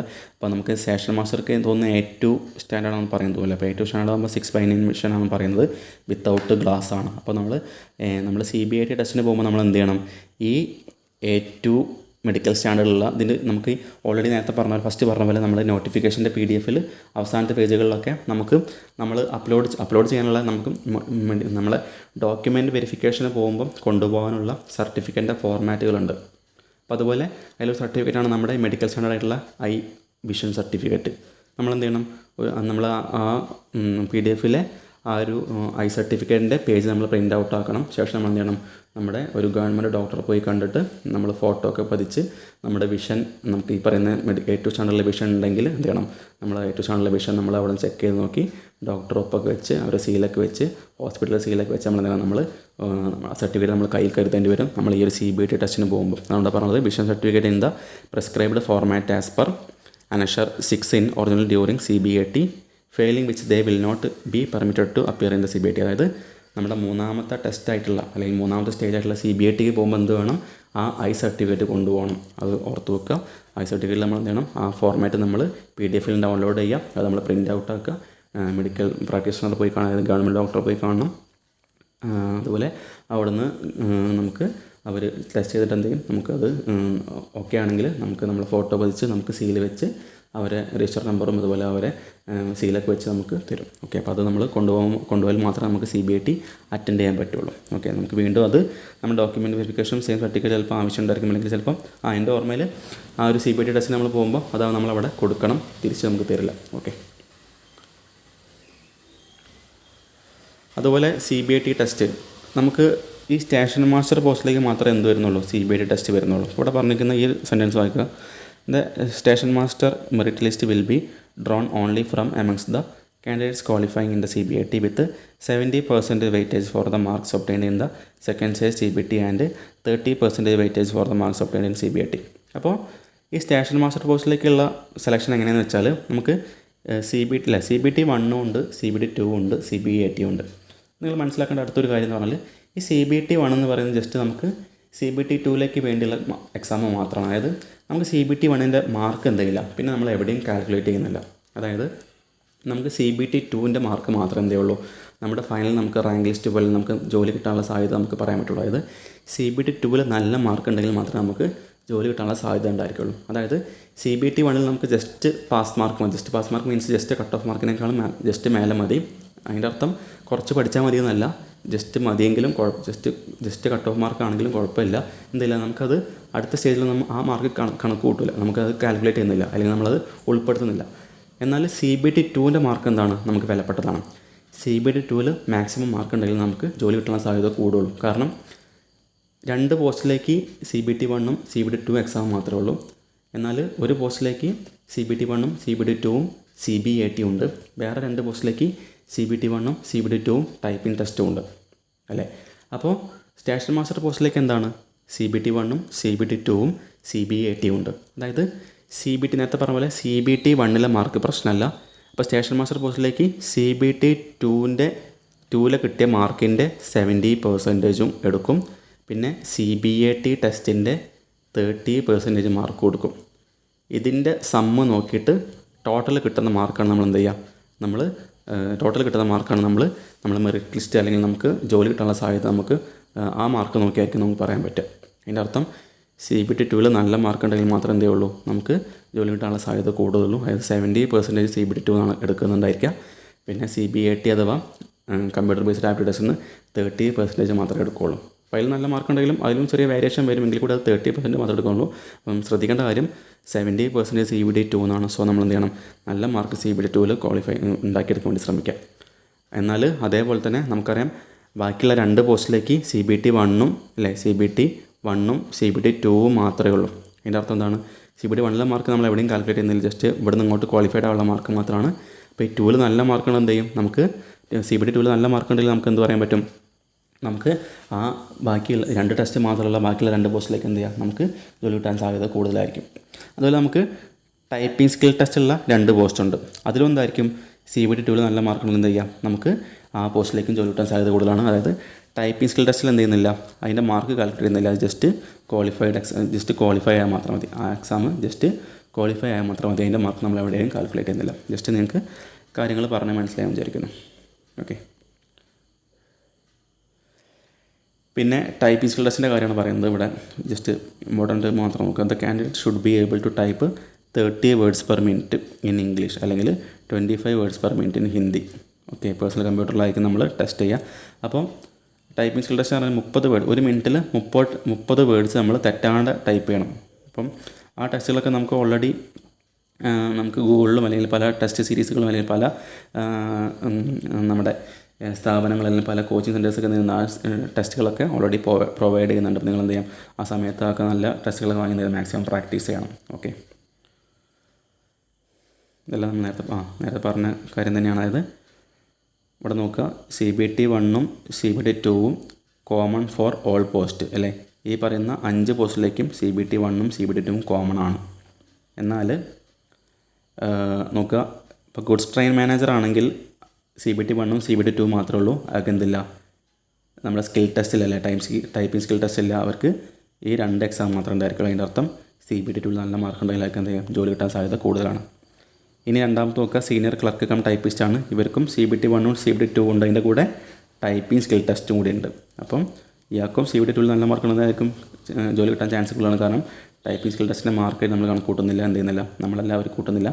അത് ജസ്റ്റ് ഒരു ക്വാളിഫൈഡ് എക്സാം മാത്രം, ക്വാളിഫൈ ആയാൽ മാത്രം മതി. മൂന്നാമത്തെ ആണെങ്കിൽ നോക്കുമ്പോൾ അതിലും CBT 1ഉം CBT 2ഉം ഉണ്ട്, സെയിം ടൈപ്പിംഗ് സ്കിൽ ടെസ്റ്റാണ്. അതിലും CBT 2ൽ നല്ല മാർക്കുണ്ടെങ്കിൽ അതും ജോലി കിട്ടാൻ സാധ്യത കൂടുതലാണ്. ഇനി നാലാമത്തെ നോക്കുക, നാലാമത്തെ ആണെങ്കിൽ CBT 1ഉം CBT 2ഉം കോമൺ തന്നെയാണ്. പക്ഷേ എന്തില്ല, അയാൾക്ക് ആ പോസ്റ്റിലേക്ക് എന്തില്ല, സ്കിൽ ടെസ്റ്റിലല്ല, CBATയും ഇല്ല, ടൈപ്പിംഗ് ടെസ്റ്റും ഇല്ല. അതിൻ്റെ അർത്ഥം ഇയാൾക്ക് ഈ പോസ്റ്റിലേക്ക് ആകെ 2 എക്സാമേ ഉള്ളൂ. എന്ത് ചെയ്യുന്നില്ല, മൂന്നാമതായിട്ടുള്ള ടൈപ്പിംഗ് സ്കിൽ ടെസ്റ്റോ CBATയും ഇല്ല. അപ്പോൾ CBT 2 നല്ല മാർക്ക് ഉണ്ടായിരിക്കും, ആർക്കും ജോലി കിട്ടാൻ സാധ്യത കൂടുതലാണ്. ലാസ്റ്റ് വരുന്നത് നമ്മുടെ സ്റ്റേഷൻ മാസ്റ്ററാണ് അല്ലേ, അഞ്ചാമത്തെ സ്റ്റേഷൻ മാസ്റ്റർ. സെയിം CBT 1 ഉണ്ട്, CBT 2 ഉണ്ട്. പിന്നെ മൂന്നാമത്തെ ടെസ്റ്റ് CBAT ആണ്. അപ്പം ഇയാളെ സംബന്ധിച്ച് കുറച്ച് വലിയ ടാസ്ക്കാണ്. 3 എക്സാം ഉണ്ട് അല്ലേ, 3 എക്സാം തന്നെയാണ്. അപ്പോൾ ഇതും നേരത്തെ പറഞ്ഞ പോലെ CBT 1ലെ എക്സാം ജസ്റ്റ് ഇവിടെ നിന്ന് ഇങ്ങോട്ട് ക്വാളിഫൈഡ് ആവുള്ള എക്സാം മാത്രമേ, അതിൻ്റെ മാർക്ക് നമ്മൾ എവിടെയും കാൽക്കുലേറ്റ് ചെയ്യുന്നില്ല. എന്നാൽ CBT 2ലെ സ്റ്റേഷൻ മാസ്റ്ററെ സംബന്ധിച്ച് CBT 2ലെ 70% മാർക്കും എടുക്കും, പ്ലസ് CBATയിലെ 30% മാർക്കും എടുക്കും. ഇതിൻ്റെ സമ്മ എത്രയാണ് കിട്ടുന്നത്, ആ മാർക്കാണ് നമ്മൾ ടോട്ടൽ മാർക്കായിട്ട് കൗണ്ട് ചെയ്യുക. ആ മാർക്ക് അനുസരിച്ചായിരിക്കും നമുക്ക് ജോലി കിട്ടാനുള്ള സാധ്യത ഉണ്ടായിരിക്കാം. അതിൻ്റെ അർത്ഥം CBT 2 ആണ് ശ്രദ്ധിക്കേണ്ട പ്രധാന എക്സാം. അതിൻ്റെ അർത്ഥം CBT 1 പഠിക്കാണ്ട് പോകാമെന്നല്ല, CBT 1 മാക്സിമം പഠിച്ച് മാക്സിമം എക്സ്പെർട്ട് ആയതിന് ശേഷം നല്ല മാർക്ക് വാങ്ങി അതിനേക്കാൾ നല്ല മാർക്ക് CBT 2ൽ വാങ്ങാൻ പറ്റണം. ഓക്കെ, അതാണ് നിങ്ങൾ ചെയ്യേണ്ടത്. ഓക്കെ, അപ്പോൾ നമുക്ക് ഇങ്ങനെയൊക്കെ പഠിക്കണം എന്നുണ്ടെങ്കിൽ നമുക്ക് എന്ത് വേണം, നല്ലൊരു കോച്ചിങ് കിട്ടേണ്ടി വരും അല്ലേ. നല്ല കോച്ചിങ് കിട്ടാൻ നമുക്ക് ഓൾറെഡി ഒരുപാട് ആപ്ലിക്കേഷൻസ് അല്ലെങ്കിൽ ഒരുപാട് കോച്ചിങ് സെൻറ്റേഴ്സൊക്കെ കോച്ചിങ് കൊടുക്കുന്നുണ്ട്. അപ്പോൾ നിങ്ങൾ എല്ലാം സെർച്ച് ചെയ്ത് നോക്കി നല്ല കാര്യങ്ങളെല്ലാം വിലയിരുത്തി ഏറ്റവും നല്ല കോച്ചിങ് സെൻറ്ററിൽ നിങ്ങൾ ജോയിൻ ചെയ്യണം. അപ്പോൾ അതുപോലെ പറയാനുള്ളത് നമുക്കൊരു അക്കാദമി ഉണ്ട്, സാപ്പിയൻസ് അക്കാദമി എന്നാണ് നമ്മുടെ പേര്. നമുക്ക് ആപ്ലിക്കേഷൻ ഉണ്ട്, നമുക്ക് ആപ്പ് ഉണ്ട്. നിങ്ങൾക്ക് എന്ത് ചെയ്യാം, നമ്മുടെ ആപ്പൊക്കെ നമ്മുടെ താഴെ നമ്മളതിൻ്റെ ഡിസ്ക്രിപ്ഷൻ ബോക്സിൽ നമ്മൾ ലിങ്ക് കൊടുക്കുന്നുണ്ട്. ആ ലിങ്ക് നോക്കി നിങ്ങൾ എന്ത് ചെയ്യാം, ആപ്പ് ഡൗൺലോഡ് ചെയ്യാം. അതിൽ നല്ല ക്ലാസ്സുകളൊക്കെ അവൈലബിൾ ആണ്. നിങ്ങൾ ക്ലാസ്സൊക്കെ കണ്ട് ഓക്കെ ആണെങ്കിൽ നിങ്ങൾ എന്ത് ചെയ്യാം, കോഴ്സിൽ ജോയിൻ ചെയ്യാവുന്നതാണ്. അതുപോലെ നമ്മുടെ കോഴ്സിൻ്റെ ഫീ ഒക്കെ നമ്മുടെ തംബ്നെയിൽ നിങ്ങൾക്ക് കാണുന്നതായിരിക്കും. നമ്മൾ വളരെ കുറഞ്ഞ ഫീ ആയിട്ടുള്ള 1000 രൂപയാണ് നമ്മൾ കോഴ്സ് ഫീ ആയിട്ട് വാങ്ങുന്നത്. അപ്പോൾ 1000 രൂപയ്ക്ക് നമുക്ക് എന്ത് ചെയ്യാം, ഈ CBT 1ൻ്റെ CBT 1ലേക്കുള്ള കോച്ചിങ്ങും അതുപോലെ CBT 2ലേക്കുള്ള കോച്ചിങ്ങും അതുപോലെ അതിൻ്റെ ടെസ്റ്റുകളൊക്കെ നമുക്ക് ഓൾറെഡി അവൈലബിൾ ആണ്. നിങ്ങൾ എന്ത് ചെയ്യാം, മാക്സിമം നല്ല കോച്ചിങ് സെൻറ്റേഴ്സ് നോക്കി സെലക്ട് ചെയ്യാം. നമ്മുടെ ക്ലാസ്സുകൾ നല്ല ക്ലാസ്സുകളാണ്. നിങ്ങൾ ക്ലാസ് കണ്ടിന്യൂഷൻ എന്ത് ചെയ്യാം, ക്ലാസ്സിൽ ജോയിൻ ചെയ്യാവുന്നതാണ്. താഴെ നമ്പർ കൊടുക്കുന്നത് ജോയിൻ ചെയ്യാനായിട്ടുള്ള നിങ്ങൾ എന്ത് ചെയ്യാം, എല്ലാം നോക്കിയിട്ട് ചെയ്യാം. ഓക്കെ, ഇനി പറയാനുള്ള കാര്യം എന്ന് പറയുന്നത് നമ്മൾ എങ്ങനെയാണത് അപ്ലൈ ചെയ്യുന്നതാണ്. ഓക്കെ, അപ്പോൾ നോക്കാം എങ്ങനെയാണ് അപ്ലൈ ചെയ്യുന്നത് പറഞ്ഞാൽ നമുക്ക് നേരത്തെ പറഞ്ഞ നമ്മുടെ RRBയുടെ ഒഫീഷ്യൽ വെബ്സൈറ്റിൽ എന്ത് ചെയ്യാം, നമ്മൾ കയറുക. അപ്പോൾ നമ്മൾ അപ്ലൈ ചെയ്യുന്നതിന് മുന്നേ ശ്രദ്ധിക്കേണ്ട പ്രധാനപ്പെട്ട 2 കാര്യങ്ങളുണ്ട്, 2 3 കാര്യങ്ങളുണ്ട്. അതായത് നമ്മൾ അപ്ലൈ ചെയ്യുന്നതിന് മുന്നേ ഓൾറെഡി റെഡിയാക്കി വെക്കേണ്ട 3 കാര്യങ്ങളാണ്. അതായത് നമ്മുടെ ഫോട്ടോഗ്രാഫ്. ഓക്കെ, ഫോട്ടോഗ്രാഫ് എന്ന് പറഞ്ഞാൽ നമ്മുടെ പാസ്പോർട്ട് സൈസ് ഫോട്ടോ. നിങ്ങൾ ഒരു പ്രൊഫഷണൽ സ്റ്റുഡിയോയിൽ പോയിട്ട് എടുത്തിരിക്കുന്ന പാസ്പോർട്ട് സൈസ് ഫോട്ടോൻ്റെ സോഫ്റ്റ് കോപ്പി നിങ്ങൾ റെഡിയാക്കി വെക്കാം. ഓക്കെ, സോഫ്റ്റ് കോപ്പി അവർ തരുന്ന സോഫ്റ്റ് കോപ്പി റെഡിയാക്കി വെച്ചാൽ മാത്രം എന്ത് ചെയ്യണം, അതിൽ നമ്മൾ അതിൻ്റെ സൈസിലൊക്കെ ചെറിയ വേരിയേഷൻസ് വരുത്താനുണ്ട്. അതായത് JPEG ഫോർമാറ്റ് ആയിരിക്കണം. സൈസ് 20 KB-ക്കും 50 KB-ക്കും ഇടയിലായിരിക്കണം. ഓക്കെ, സൈസ് 20 KB-ക്കും 50 KB-ക്കും ഇടയിലായിരിക്കണം. അതുപോലെ നമ്മുടെ ഫോട്ടോൻ്റെ ബാക്ക്ഗ്രൗണ്ട് കഴിയുന്നതും വൈറ്റ് ബാക്ക്ഗ്രൗണ്ടോ അല്ലെങ്കിൽ ലൈറ്റ് കളേഴ്സോ ചൂസ് ചെയ്യാൻ ശ്രമിക്കാം. നിങ്ങൾ ഫോട്ടോ എടുക്കുമ്പോഴേ പറയാം, നമുക്ക് ഇങ്ങനെ ഒരു എക്സാമിന് അപ്ലൈ ചെയ്യാനുള്ള ഫോട്ടോ ആണ്, സോ വൈറ്റ് ബാക്ക്ഗ്രൗണ്ട് ചെയ്താലും പറഞ്ഞാൽ മതി. അപ്പോൾ എന്ത് ചെയ്യുക, അല്ലെങ്കിൽ ഒരു ലൈറ്റ് കളർ ചെയ്യാം. മാക്സിമം നിങ്ങൾ വൈറ്റ് തന്നെ ചെയ്യാൻ ശ്രമിക്കാം. അതേപോലെ റെഡിയാക്കി വേണ്ട അടുത്തൊരു കാര്യമാണ് നമ്മുടെ സിഗ്നേച്ചർ. നിങ്ങൾ എന്ത് ചെയ്യാം, ഒരു വൈറ്റ് പേപ്പറിൽ നിങ്ങളുടെ സിഗ്നേച്ചർ വൃത്തിയിൽ സിഗ്നേച്ചർ ചെയ്യാം. ശേഷം അതെന്ത് ചെയ്യാം, നമ്മൾ ഈ JPEG ഫോർമാറ്റിലേക്ക് ആകണം. അതും 10 KB to 40 KB സൈസിലായിരിക്കണം ഉണ്ടായിരിക്കേണ്ടത്. ഇനി SC/ST കാൻഡിഡേറ്റ്സൊക്കെ ആണെങ്കിൽ എന്ത് ചെയ്യണം, അവരും എന്ത് ചെയ്യണം, അവരുടെ ആ ഒരു സർട്ടിഫിക്കറ്റ് നിങ്ങൾ അപ്ലോഡ് ചെയ്യേണ്ടി വരും. അതും എന്ത് ചെയ്യുക, അത് JPEG ഫോർമാറ്റിലുള്ള ഇമേജ് ആക്കിയിട്ട് 50 KB-ക്കും 100 KB-ക്കും ഇടയിലുള്ള സൈസിലേക്ക് നിങ്ങൾ കൺവേർട്ട് ചെയ്യണം. അപ്പോൾ ഇവിടെ ഇപ്പോൾ നമ്മൾ സൈസിൻ്റെ കാര്യം പറഞ്ഞില്ലേ, നമ്മൾ അതിൻ്റെ ഫയൽ സൈസ് നമ്മൾ പറഞ്ഞിട്ടുണ്ട്. ഫയൽ സൈസിൽ പോലെ തന്നെ നമുക്കതിൻ്റെ നമ്മുടെ പിക്സൽ സൈസും പറയുന്നുണ്ട്. ഓക്കെ, അതിന് പറയാം, ഒരു പേജിൽ നമ്മൾ കൊടുക്കുന്നുണ്ട്. ഇതെല്ലാം നമ്മുടെ RRBയുടെ ആ PDF-ലെ സ്ക്രീൻഷോട്ട്സ് ആണ്. ഓക്കെ, ഇവിടെ കൊടുത്തിട്ടുണ്ട്. നേരത്തെ പറഞ്ഞ പോലെ നമ്മുടെ ഫോട്ടോഗ്രാഫിൻ്റെ കാര്യം പറയുന്നുണ്ട്. ഒന്നെങ്കിൽ 35x45 mm സൈസ് ആയിരിക്കണം, അല്ലെങ്കിൽ 320x240 പിക്സൽ സൈസ് ആയിരിക്കണം ഉണ്ടായിരിക്കേണ്ടത്. അതുപോലെ JPEG അല്ലെങ്കിൽ JPG ഫോർമാറ്റ് ആയിരിക്കണം. 100 DPI റെസൊല്യൂഷൻ വേണം. ഓക്കെ, അല്ലെങ്കിലല്ല അതിൻ്റെ കൂടെ എന്തായിരിക്കും, നേരത്തെ പറഞ്ഞ 20 to 50 KB-ൻ്റെ ഇടയ്ക്കായിരിക്കണം നമ്മുടെ ഫോട്ടോൻ്റെ ഫയൽ സൈസ് ഉണ്ടായിരിക്കേണ്ടത്. അപ്പോൾ ഈ 3 കാര്യം ശ്രദ്ധിക്കണം. അതായത് അതിൻ്റെ ഈ ഇമേജിൻ്റെ പിക്സൽ സൈസ് അല്ലെങ്കിൽ അതിൻ്റെ റെസൊല്യൂഷനാണ് പറയുന്നത്. ഈ പിക്സൽ സൈസോ നമ്മുടെ ഈ ഒരു ഉള്ള സൈസോ ആയിരിക്കണം. അതുപോലെ JPG ഫോർമാറ്റ് ആയിരിക്കണം. അതുപോലെ ഫയൽ സൈസ് 20 to 50 KB ആയിരിക്കണം. അതുപോലെ ഇനി അതുപോലെ ഈ ഒരു കാര്യം വായിച്ചു നോക്കാം.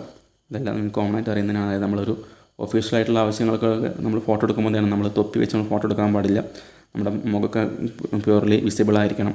അതുപോലെ നമ്മളിപ്പോൾ ഹെയറൊക്കെ ഒരു ലോങ് ഹെയറൊക്കെ ഉള്ള ആൾക്കാരാണെങ്കിൽ എന്ത് ചെയ്യണം, നമ്മൾ മുഖത്തേക്കൊന്നും വരുന്ന പോലെ ചെയ്യാൻ പാടില്ല, ഫോട്ടോ എടുക്കാൻ പാടില്ല. എല്ലാം നീറ്റായിട്ട് നമ്മുടെ ഫേസ് കൃത്യമായിട്ട് കാണുന്ന രീതിയിലായിരിക്കണം ഫോട്ടോ ഉണ്ടായിരിക്കേണ്ടത്. അതൊക്കെ നമുക്ക് ഈ കാര്യം ഇതിൽ പറഞ്ഞിരിക്കുന്നത്. അതുപോലെ ഗ്യാപ്പ് വെച്ച് ഫോട്ടോ എടുക്കാൻ പാടില്ല, വിസിബിൾ ആയിരിക്കണം, പ്യൂർലി വിസിബിൾ ആയിരിക്കണം നമ്മുടെ മുഖം, അങ്ങനെയൊക്കെയാണ് പറയുന്നത്. ജസ്റ്റ് ഒന്ന് വായിച്ച് നോക്കുക. ഇതെല്ലാം നിങ്ങളുടെ നോട്ടിഫിക്കേഷൻ ഓൾറെഡി പറയുന്നതാണ്, നിങ്ങൾ ജസ്റ്റ് വായിച്ച് നോക്കുക. അതുപോലെ നിങ്ങൾ എടുക്കുന്ന ഫോട്ടോൻ്റെ മിനിമം 12 കോപ്പീസ് എങ്കിലും നിങ്ങൾ പ്രിൻ്റ് ഔട്ടാക്കി സൂക്ഷിച്ച് വെക്കുക. Minimum 12 copies. കാരണം നമുക്ക് ഓരോ സ്റ്റേജ് എക്സാമിനും പോകുമ്പോഴും ഫോട്ടോസ് കൊണ്ടുപോകേണ്ടി വരും. അതുപോലെ ഡോക്യുമെൻറ്റ് വെരിഫിക്കേഷനൊക്കെ ചിലപ്പോൾ ഒരുപാട് ഫോട്ടോസൊക്കെ ആവശ്യമുണ്ടായിരിക്കും. അപ്പോൾ എന്ത് ചെയ്യുക, മിനിമം 12 കോപ്പീസ് നിങ്ങൾ എടുത്ത് വെക്കുക. അല്ലെങ്കിൽ അതിൻ്റെ സോഫ്റ്റ് കോപ്പി നിങ്ങൾ എവിടെയെങ്കിലും കൃത്യമായി സൂക്ഷിച്ച് വെച്ചാലും മതി. നിങ്ങൾക്ക് എന്തെങ്കിലും ആവശ്യാനുസരണം എന്തെങ്കിലും വീണ്ടും നമുക്ക് കോപ്പി എടുക്കാവുന്നതാണല്ലോ. ഓക്കെ,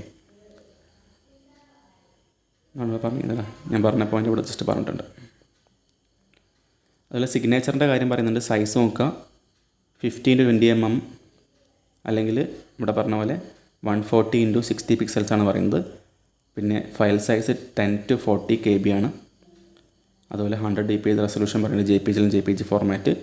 അതുപോലെ signature must be in running letters and not in block letters. അതായത് സിഗ്നേച്ചർ എന്തായിരിക്കണം, റണ്ണിങ് ലെറ്റേഴ്സിലാണ് നമ്മൾ, അതായത് ബ്ലോക്ക് ലെറ്റേഴ്സിൽ എഴുതാൻ പാടില്ല. അതായത് ഇപ്പോൾ എൻ്റെ പേര് സഞ്ജിതാണ്, ഞാൻ ഇങ്ങനെ എന്ത് ചെയ്യാൻ പാടില്ല, അങ്ങനെ സൈൻ ചെയ്യുന്ന ഒരിക്കലും സൈൻ ചെയ്യുമ്പോൾ ബ്ലോക്ക് ലെറ്റേഴ്സിൽ എഴുതിയിട്ട്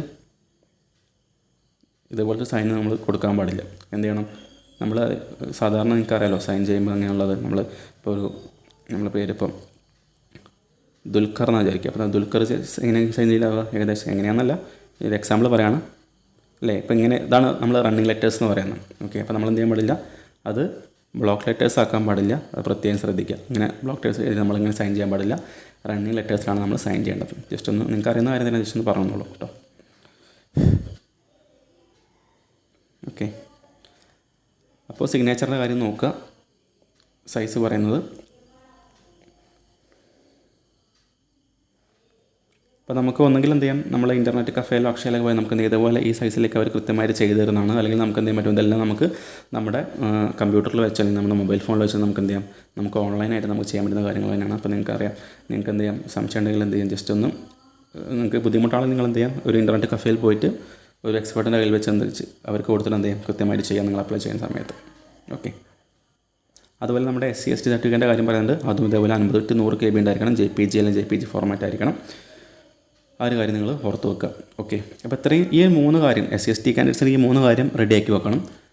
അതർ കാറ്റഗറീസ് ആകുമ്പോൾ OBC എന്ന് നമുക്ക് എന്ത് ചെയ്യേണ്ട ആവശ്യമില്ല, നമുക്ക് ഫോട്ടോയും സിഗ്നേച്ചറും മാത്രം എന്ത് ചെയ്യുക, നിങ്ങൾ ഈ പറയുന്ന സൈസിൽ റെഡിയാക്കി വെക്കുക, ശേഷം മാത്രം എന്ത് ചെയ്യുക, അപ്ലൈ ചെയ്യാൻ തുടങ്ങുക. ഓക്കെ, ഇനി ഹൗ ടു അപ്ലോഡ് എന്ന് പറയുന്നുണ്ട്. അപ്പോൾ നമ്മൾ ഹൗ ടു അപ്ലോഡ് എന്ന് പറയുമ്പോൾ നമുക്ക് എളുപ്പമുള്ള കാര്യമാണ്, വളരെ സിമ്പിളായി ചെയ്യാൻ പറ്റും. ഒന്നുകിൽ നിങ്ങൾ കമ്പ്യൂട്ടറിൽ ഉപയോഗിച്ചോ അല്ലെങ്കിൽ നിങ്ങളെ ഫോണിൽ ഉപയോഗിച്ചോ നമുക്ക് എന്തെങ്കിലും ഈസിയായിട്ട് ചെയ്യാൻ പറ്റിയൊരു കാര്യം തന്നെയാണ് ഈ ഒരു ആപ്ലിക്കേഷൻ.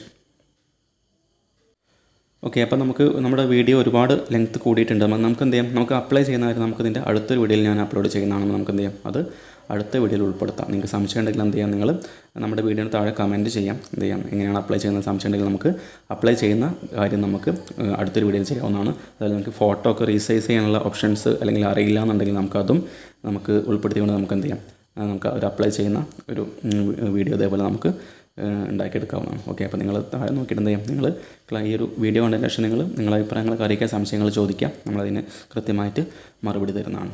ഓക്കെ, അപ്പോൾ നമ്മൾ നേരത്തെ ഫസ്റ്റ് പറഞ്ഞാണ് നമ്മുടെ കോഴ്സ് ഓൾറെഡി അവൈലബിൾ ആണ്. നമ്മുടെ ആപ്പിൻ്റെ ലിങ്ക് ഇതിൽ കൊടുക്കുന്നുണ്ട്. നിങ്ങൾ എന്ത് ചെയ്യാം, ആപ്പിൽ കയറി നോക്കാം അല്ലെങ്കിൽ യൂട്യൂബ് ചാനലിൽ കയറി നോക്കാം, ക്ലാസ്സുകൾ കണ്ടു നോക്കാം. നിങ്ങൾക്ക് ഓക്കെ ആണെങ്കിൽ നിങ്ങൾ എന്ത് ചെയ്യാം, ക്ലാസ്സിൽ ജോയിൻ ചെയ്യാൻ ശ്രമിക്കാം.